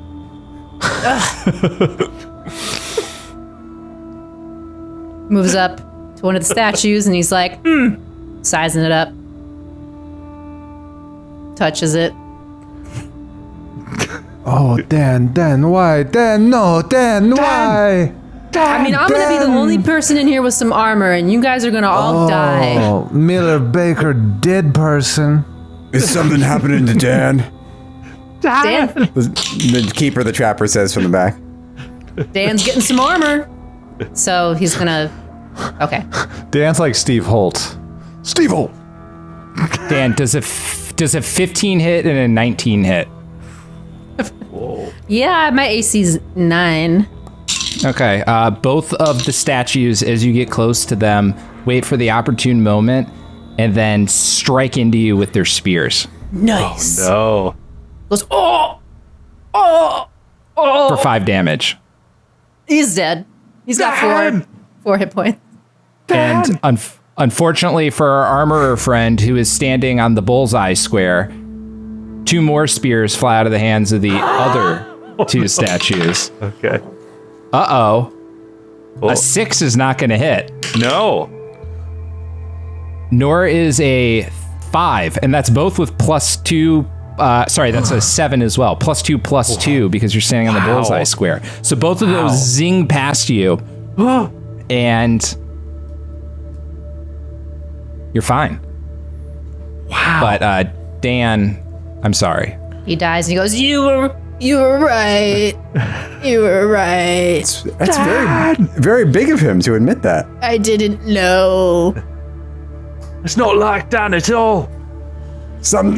Maybe he's been possessed before he died. That was Keeper, the trapper. So You notice these statues, after they struck down, as well as the other two as they threw, they're just like stuck now. They aren't like resetting or anything else. Oh, wow. The one-shot trap. All right, so Alan is going to step up and get a good close look at the equipment here, and he's going to... He's taking a gamble. He's going to start just unlatching the armor and trying to pull the weapons out of their hands and everything. It's just kind of try to strip them down. And you can do that no problem. So, like I said, it's 4 sets of human-sized. So the demi-humans wear different sized armor, but human-sized scale mail. Ooh. With beautifully enameled with shining black stones. So that this is one of the things Old Man Roberts was referring to. It can be worn. You can wear it now, and I'll go over the AC bonuses there. Or you can sell it for twice the normal price of scale mail armor because it's so ornate. You can also recover the spears if you want to swap out your weapons. However, level 0 characters are only really proficient in kind of their starting-ish weapon. But don't we, if we use a weapon during the funnel, we become proficient at it if we survive? Yeah. Basically. And in fact, those negatives that you normally get, level 0 characters are so bad that they don't actually apply. So you can use the spears if you want to use the spears. It's kind of the punchline. Okay. So the armor is scale mail. That's a +4 to AC. Ooh, Nice. But a -5 to your speed and a -4 check penalty for basically any checks that are like acrobatic in nature, stealthy in nature, similar to the same kind of ACP penalty in Pathfinder. Are they made of iron? They are... They're enameled, thus protecting any elves who wear them. It's like wearing a Le Creuset pot. I mean, I guess my elf can't wear it anyways if it's made for humans, so... Yeah, it would be a moot point. I would say in this case, you actually would be allowed to wear it. But, yeah, it's probably better to just give to the humans just from a size. What do elves make their armor out of? Well, I was just gonna say. I was gonna make stuff up. My forester makes armor out of, logs. Logs? And mud, I don't know. Logs and mud? You can harden the mud with fire. Oh, that's like what Arnold did in Predator when he had to hide from his Emperor vision. You look like Arnold, you're just jacked. I love it. Gerard would like to move forward and pick up a piece of this scale mail if there are no objections from the rest of the crew. No, you should take it. I think it's what Dan would have wanted. I think it's what Dan would have wanted. Yes, oh, mon petit Dan. Kisses him on the head. I loved you. Kisses a little too long. Goodbye. Last kiss. Just keeps making out with Dan's bleeding corpse. It's what Dan would have wanted. What did you say the bonuses are for that armor, David? +4 to AC, -4 to like armor check penalties, which we can talk about. Just remind me if you're doing a skill check. If you have armor on, I'll help you with that. Then you lose 5 speed. Now, these are normally worth 80 gold pieces, but due to the intricate nature, 160 gold pieces each. Damn. Wow. This is Gucci a scale lot mail. of money for you. It's a good thing you're finding this, says Sylvester, because a good portion of the town's tax base is now dead. So you got that in four spears as well. Those are worth 3 gold a pop. Those do 1d8 damage, which is an upgrade for a lot of you. Yeah, Alan will definitely take one of those. I feel like my beekeeper would politely ask if no one's using an armor, one of those spears, and I mean, can I have it? No! Oh, okay, that's fine. I don't need it. No, you take it. Oh, thank you so much. Okay, that's great. Is there anything I'm missing with the math here? If I have a +1 short sword, am I better off taking that bonus to hit and then the minimum floor of a 2 versus the additional 2 points ceiling with a 1d8 spear? Your +1 short sword is probably, that's just the to hit modifier, right? Do you have a plus? It says +1 to strength damage as well. So I don't know. That's your strength as well. So it's your strength modifier is both to hit and to damage. So the same thing will apply on your spear. It'll be +1 to hit and 1d8 +1. All right, then Gerard will pick up his spear. All right. So the armor has been hastily donned, and then the spears have been grabbed. 4 sets of armor, 4 spears. So I'll take note of this. This wealth is actually going to matter because you are very, very poor laborers. Keeper will take a spear to go with the armor. There were 4 spears, you say? Sorry, I was typing. Okay. We're 3 gold a pop. And in front of you, you see one of each of our characters should probably get one of these items. Seems ordained to me.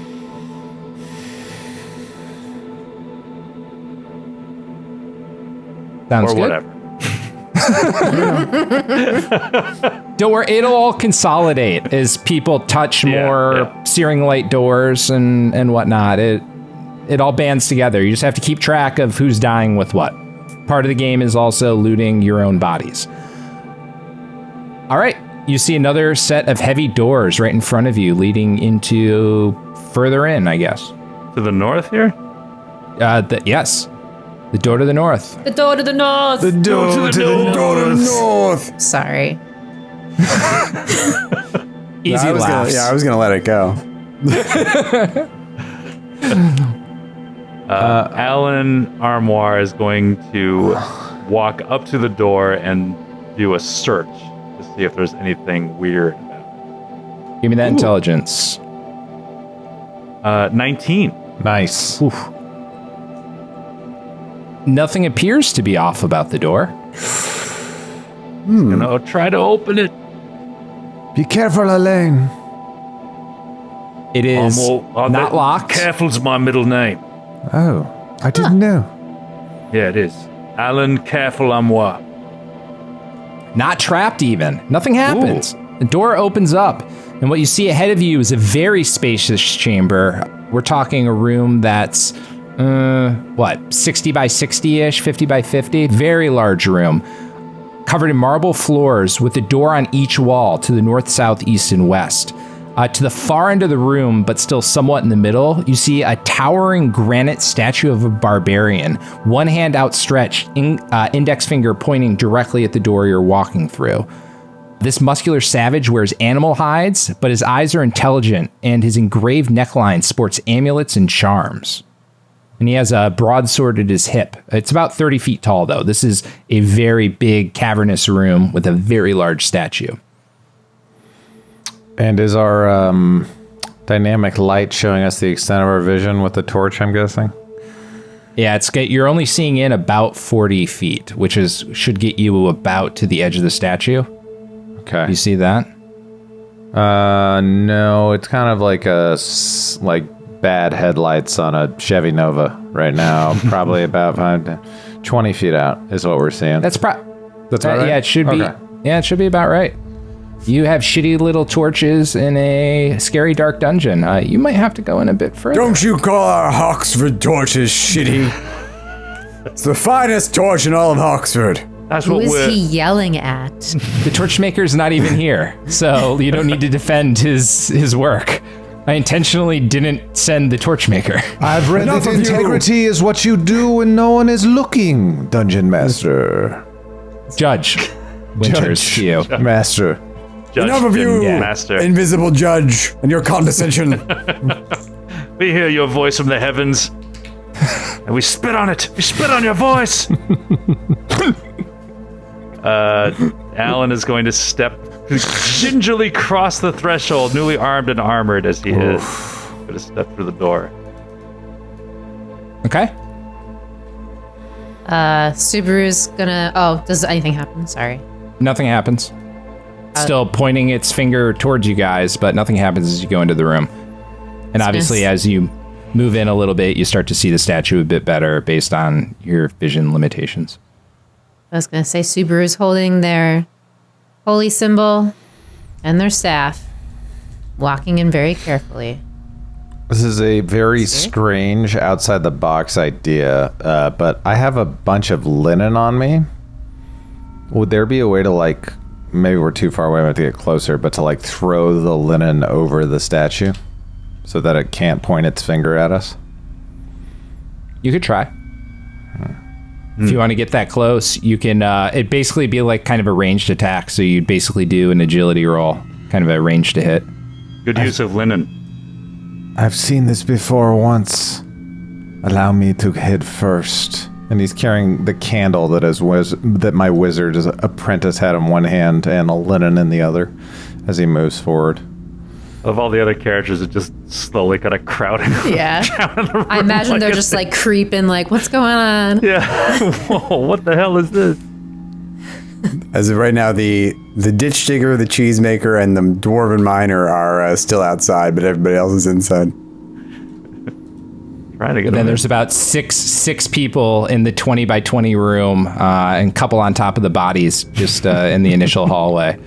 It's a super spreader event. Let's be honest here. It's not safe at all for any number of reasons. So a couple more people moving a bit further in the room. You don't see anything really change. It's still a statue pointing at the front door. Okay. Pointing at the front door. David, this is pretty magical. I can't walk through the wall. If I try to move my token, I have to move it through the door. Whoa, weird. It's that dynamic lighting for you. Oh. Ooh, cool. Yeah. Gerard will continue to approach, but at an angle away from where the finger is approaching, if that makes sense. Sorry, at an angle away? Like, yeah, so if the finger is pointing straight down, he's going to walk 5 feet away from the direct line of the pointing finger. Right now, the pointing finger is still pointing towards the front door. Or, the door you just came into the south. Okay, so he'll sidestep to the front door and move towards the statue that way. Yep, it doesn't look at you, track you, or anything else. Same thing with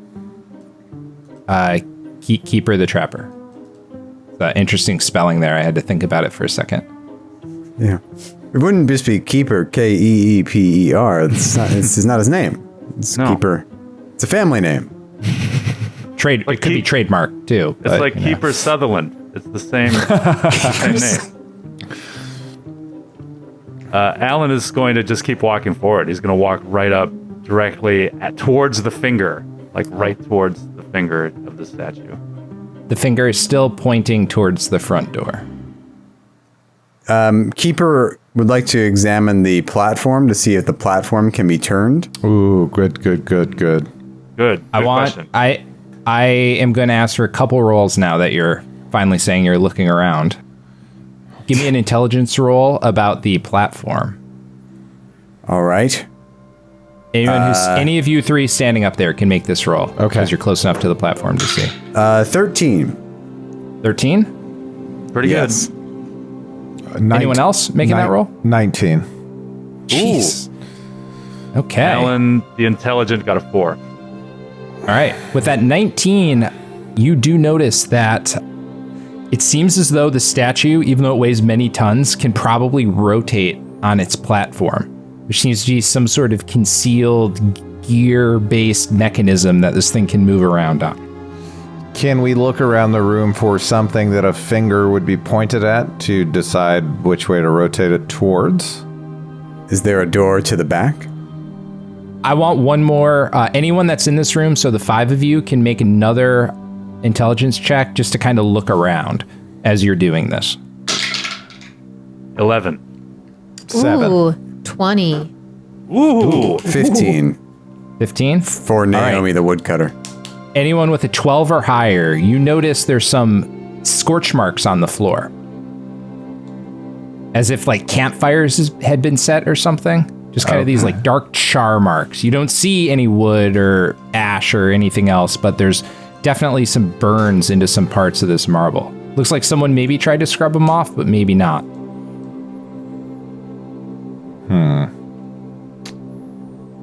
Are they in like a pattern at all? They radiate. They're closer to the doors, I would say, than anywhere else.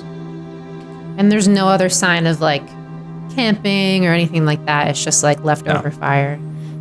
Yep, just leftover. Yeah, fire burns. Alan is just going to walk around the perimeter of the room, try to get a look at the extent of it.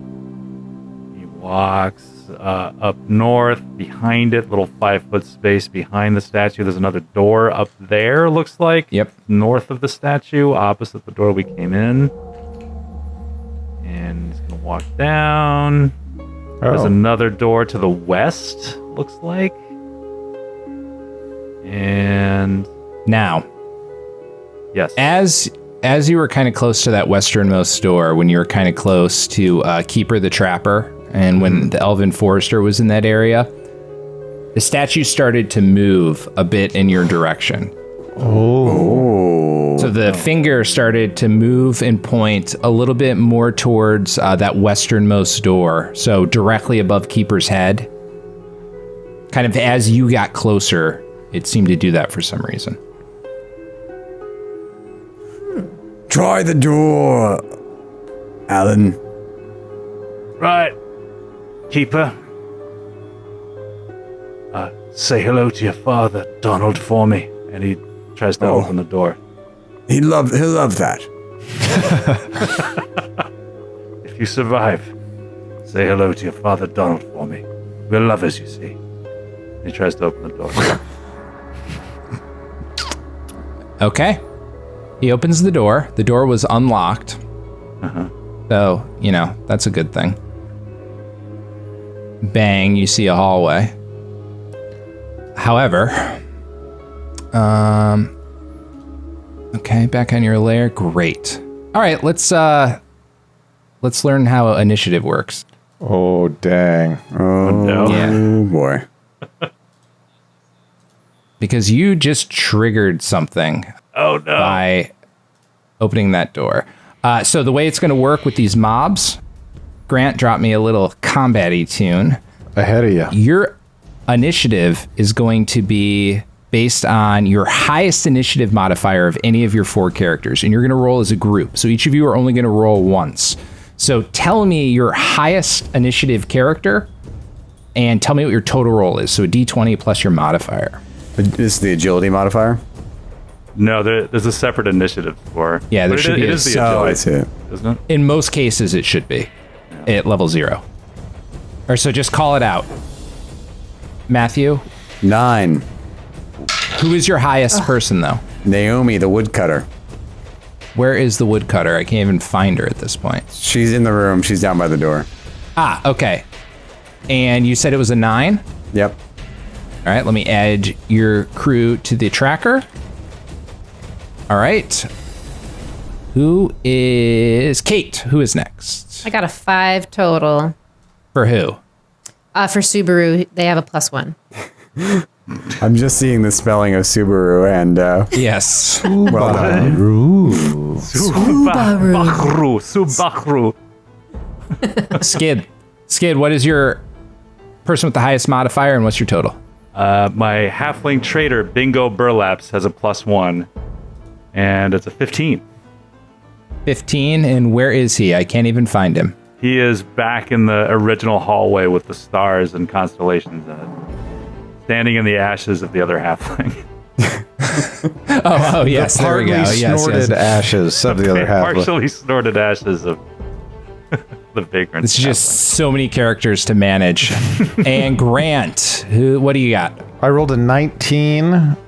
My highest score is a 12. I have 2 characters with a +0, but the Wizard's Apprentice has the highest overall agility. So my Wizard's Apprentice is still in the hallway behind Dan the Foolish. And what's what's your total? 19? 19. Yeah, no modifier All right. on it. Got it. All right. So we're all initiative TiVo trackered up, but at the top of the round, as the armorer goes to open the door, suddenly that finger that was pointing in your direction, a flame jets out from it, almost a line of fire shooting in your direction. That is going to be a 17 to hit. Against me? Yeah. Alan? Yeah, that's it. Alan. Yeah. Well, for 5 damage? He's dead. Okay. Poor Alan goes down, and not only does he go down, his corpse is on fire. Gonna do an extra 1d6 burn damage on the subsequent turn, unless someone wants to stop, drop, and roll on his corpse. All right, that is the first turn for the statue. The Wizard's Apprentice, Grant, all of your people are up. All 4 of them get to act now in this round. What do you do? Wow. So, the caravan guard, since he's closest, will act first. Can he approach with a spear and attack? Or should he throw the linen? Should his original plan work? It seems like it'll just go off no matter what. The fire, right? Does it appear to the Gerard that the statue is still a threat and could do that again? Yes. I should add, after Alan went down, the finger started to turn back towards the front door again. Okay, so with 25 as my move speed, the caravan guard is going to move at a 90-degree angle to the door on the western side of the statue and try to hack at it with his spear. So in DCC, on your turn, you get a move action, and then you get any number of actions based on your action dice. At level 0, and everyone has a 1d20. So it's basically like just having one attack action. You can swap that for a second move action. Okay. You can do a couple other things with it as well. But generally, it's a move and an attack. So that's your move. Now your attack. So give me a melee attack on the statue. Okay, here comes +1 to this hit. An 8 to hit. Oh, no. 8. Yeah, 8 won't even hit. Okay. Yes. That is it for him. Any of your other 3 characters, are they doing anything?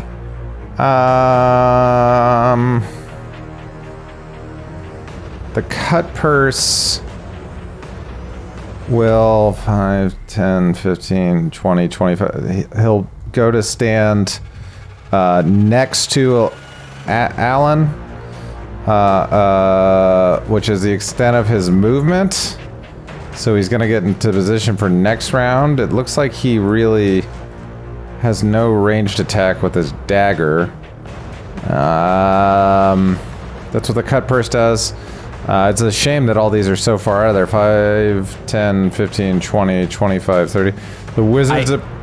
Go ahead. Let me add one other thing real quick. Sure. DCC actually almost, I shouldn't say discourages, but doesn't really encourage grid-like movement or, what's a diagonal, is that 5 or is it every other diagonal, etc. A lot of this can be done theater of the mind. This map exists as part of like a Roll20E kind of package, just, I think, to make us, Pathfinder players and stuff feel a little bit more at home.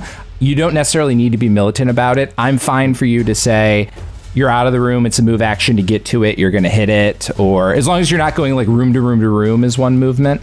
Okay. I'm fine with that. So yeah, everyone else, don't bother measuring or anything else. But you do need to tell me where the pawn is at the end, so at least place the pawn when you're done.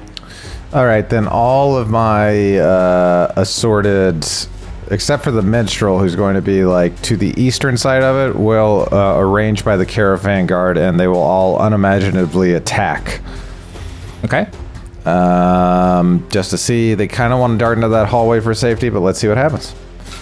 The minstrel first, with a 12 on the die for an 11 to hit.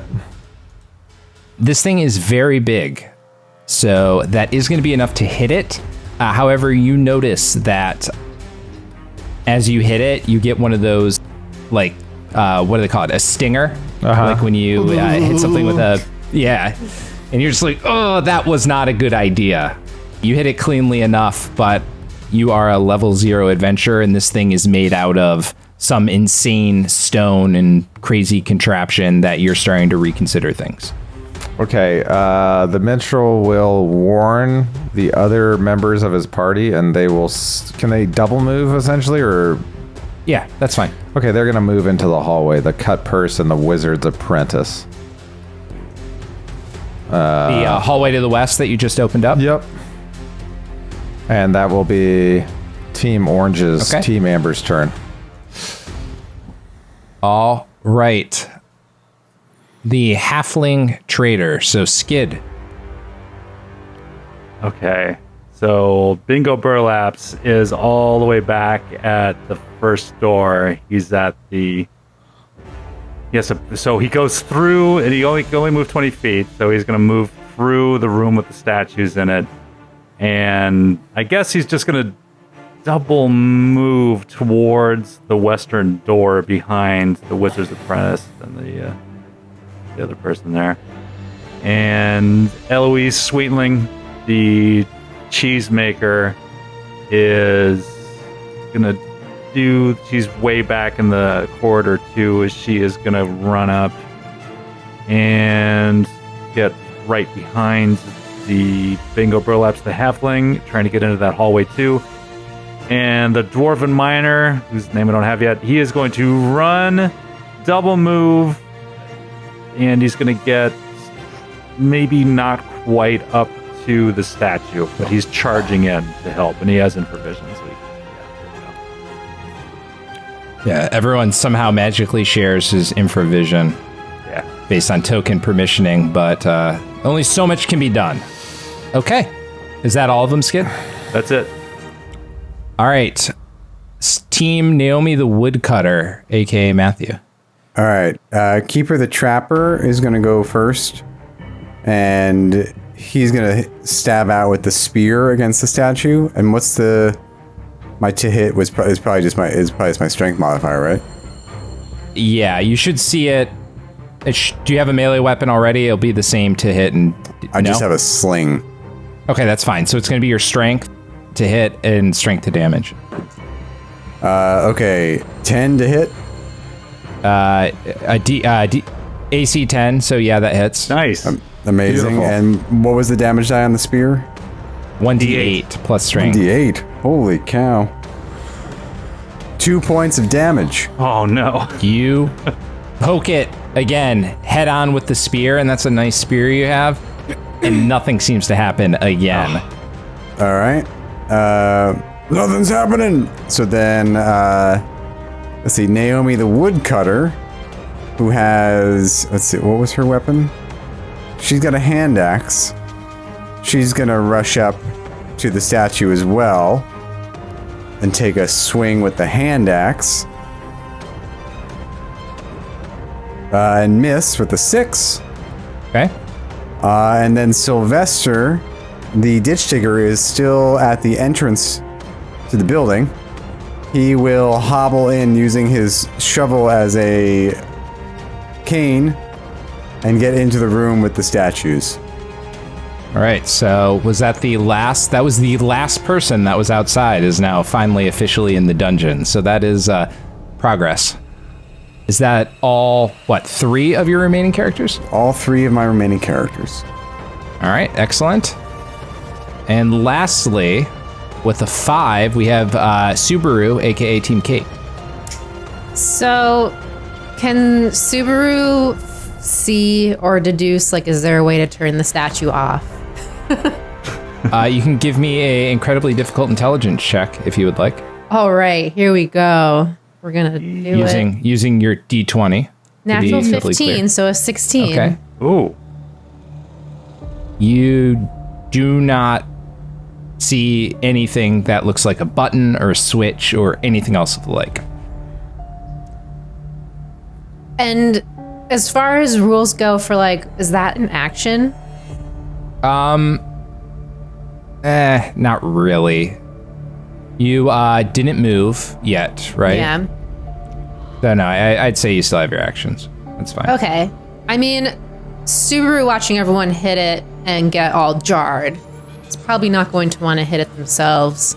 I guess one last noticing thing. Does it look like it's missing anything? The statue? Nope, it's a nice piece of craftsmanship with that fancy sword on its side and the charms and necklaces and stuff. It looks mean. That's the only thing it looks like. It looks mean, and not just because it's torching people. Well, with that, I think I don't want to split the 16-person party, so Subaru is going to go through the same door everyone else is going through, and beckon that everyone else do the same, because it seems futile to hit the thing, and we can just go through the door. Ooh, mine disappeared behind another one. But Betty also is going to just run in here and go, okay, we're gonna run, okay. And then my costermonger, which I haven't named yet, but she's just kind of like this. I don't know. She's like, oh god, okay, all right, I guess we'll run through the room. And that's it. As by the way, as part of all those movements, you notice that the hand, which kind of had been moving around, is now pointing towards that westernmost door that everyone's like piling into. Oh no, we're gonna get zapped by this thing. God. Cool. Okay. Well, I guess maybe if my last one. Your last one would have seen that, by the way. She's seen that, and maybe she's like, oh, I don't know. Maybe she's like over here instead, like she's not committing to running through the door. Yes. Okay. Great. And is that it? Yes. All right. Top of the round. The hand, like I said, had kind of moved over towards the westernmost door. And what we're going to have here, gotta get my handy dandy judge's screen to look at cover and such. Okay, then. This time, instead of it being a single fire ray, it's more of a fire blast. So think of it as, a little bit of a fire arc. It's not huge, but it's not so much ray as much as is fire arc, and it's kind of pointing in the direction of Betty. Is there just the halfling trader there? Yes. And then there's going to be a lot of cover on Subaru and the Wizard's Apprentice, but he's kind of blasting in that general area right inside the western door. I'm going to advocate for Kate where Subaru was at the beginning of the round to be able to be ahead of my characters and out of the blast. And Subaru human? And Subaru's an elf. But elves, I believe, have the full movement speed. Oh, okay. Checking. I have it all handy. Yep, they're 30 feet. 30, so humans and elves are the same. So you didn't attack. You probably could have double moved all the way in. Yeah, that's pretty much what all of mine tried to do, is like double move. Okay. Well, do you think your beekeeper would have made it in as well? I feel like if there was a way for her to, but I'm not sure if it was blocked, because it seems like a one-person type of corridor. Okay. So. Yeah, is there free movement through allied squares? She's not the pushy type. So little of this stuff is actually defined that it's kind of like rules are meant to be more of a guide than anything else. Like, this is the kind of system that you can, like, it's a lot harder to have like a Pathfinder Society organized play thing, because you'll just have like fist fights at the table where it's like, well, that's not how I do moving through squares. And it's like, well, it's not D&D. defined. It's just like tons of house rules. Like you end up house ruling everything, or just hand waving whatever. This lends itself to so much of that, which in a way is like fantastic, because you can make this kind of anything you want. Mm-hmm. Where if like even attacks of opportunity don't really exist, there's like a one particular type that does, or you can make them exist, and it's easy. Then I really like Kate's decision to have one of her characters ahead and one behind, because that kind of splits the difference. Mm-hmm. Yeah. I feel like if there's a way for her to crouch behind the corner, she would totally try to, but she's not going to push people out of the way. So. That's fair. Betty is just very conscientious like that. She's a beekeeper. Unfortunately, Betty, the halfling trader, and the caravan guard with cover are going to be feeling a little hot right about now.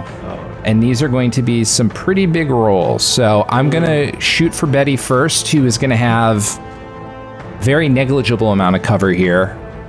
It's not really shooting through allies as much because it's kind of shooting down as a 30-foot tall statue. So this is going to be a pretty clean attack with an 18 to hit. So Yeah, even with the armor, that hits. Oh, had the armor too. Yeah, with the armor, she's got 13. Okay. Well, 4 damage. 4? 4. Those are all her hit points. She's got 4. Oh, Poor Betty. Betty. So long, She's like, Betty. oh, my honey, someone take my honey from my body, please. Hot honey. Hot honey. The bees worked so hard. Who shall care for the hive? I'm sorry, Betty. That's the true loss here. It's the hive. Yeah. Yeah, we didn't care as much about Betty as much as we cared about the colony We of love bees. those bees. Yeah. These are the pride and joy of the town of Hawk's Craft. Skid, the halfling trader. 17 to hit. You have the best stats of all my characters! Yeah, he's dead. For 1. Ooh. Okay, alright, still alive. Still alive. He'll live forever. Scorched, But- but moving. On fire. Oh, So there's going to have to be some stop, dropping, and rolling next turn. Let's remember that. Okay.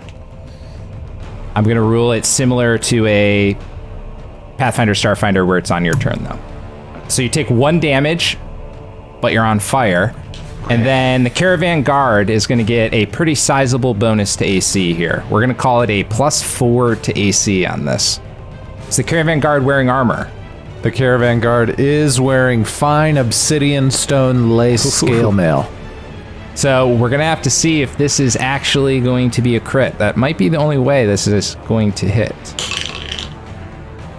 So yeah, that's going to be a 16 minus 4 is a 12. So I'm pretty sure you're fine there. I am fine. I have a 13 with the armor. Oh, There you go. Oh, man. The armor bails you out. And that is going to be its turn. Its attack for the turn. And now we're to the top of the order with our Wizard's Apprentice. Okay, the Grant. Wizard's Apprentice is going... Where is the Winter's Apprentice on the map? I feel like it's lost behind some people. Upper left. Trapper Keeper to the left. Okay, can the Wizard's Apprentice go first through this hallway? Down here? He might have the most knowledge of what's ahead. That's what I'm thinking. Sure. So, gonna try to look around the corner as a movement and see what's there before moving any farther, and we'll communicate what he sees to everyone else. So you see, it looks to be just a wooden door directly ahead of you. All right. Do you see that? I don't. I really? don't have light on me currently. All right, I'm gonna pretend as though you have some means of seeing this. Just to you magically have a torch. The My only glowing black cantrip you know grimoire. is light. You've cast light on yourself. Okay, then the Wizard's Apprentice will attempt to open the door. He'll do a quick, for lack of a better term, perception on it to see if there's anything unusual about it. Is that okay? Give me an intelligence roll, please. Okay, that will be at a +2. Great. Oh, out of the box. That is going to be a 14. Ooh. 14. The door looks to be pretty normal to you. Wizard's Apprentice will open the door. Okie doke. Let me remove that dynamic lighting wall directly in front of you. Bang. Okay. Good thing I put some light on you. Now you can see into the room. What you see directly in front of you, a wide stone throne facing that door that you just opened, sits directly in the center of this roughly 25 by 25 square foot room. The walls are hung with primitive clay tablets, head high and inscribed with all sorts of strange symbols that even as a wizard's apprentice you've never seen before. Each tablet is a few feet wide and there are dozens hanging on the 4 walls. However, your attention is riveted to the enormous snake that has crawled out from behind this throne. Oh, Man, this is so Conan. out of the frying pan and into the snake fire. I don't know if this is going to maximize well. Nope, it's not. That's incredibly tiny. Wow. It is a greenish looking snake with a big open maw. David, let me get my reading glasses. 1 second. Yeah, sorry. Why do you think I have to wear glasses? It's tiny, tiny art like that. You see this snake. It looks almost demonic. And it looks at you and simply says, I am Surag, and you intrude my guardianship, as it starts to lunge for you as you've aggroed this guy too. Oh no. And yeah, that's the similar art to get you in the mood of this snake attacking you.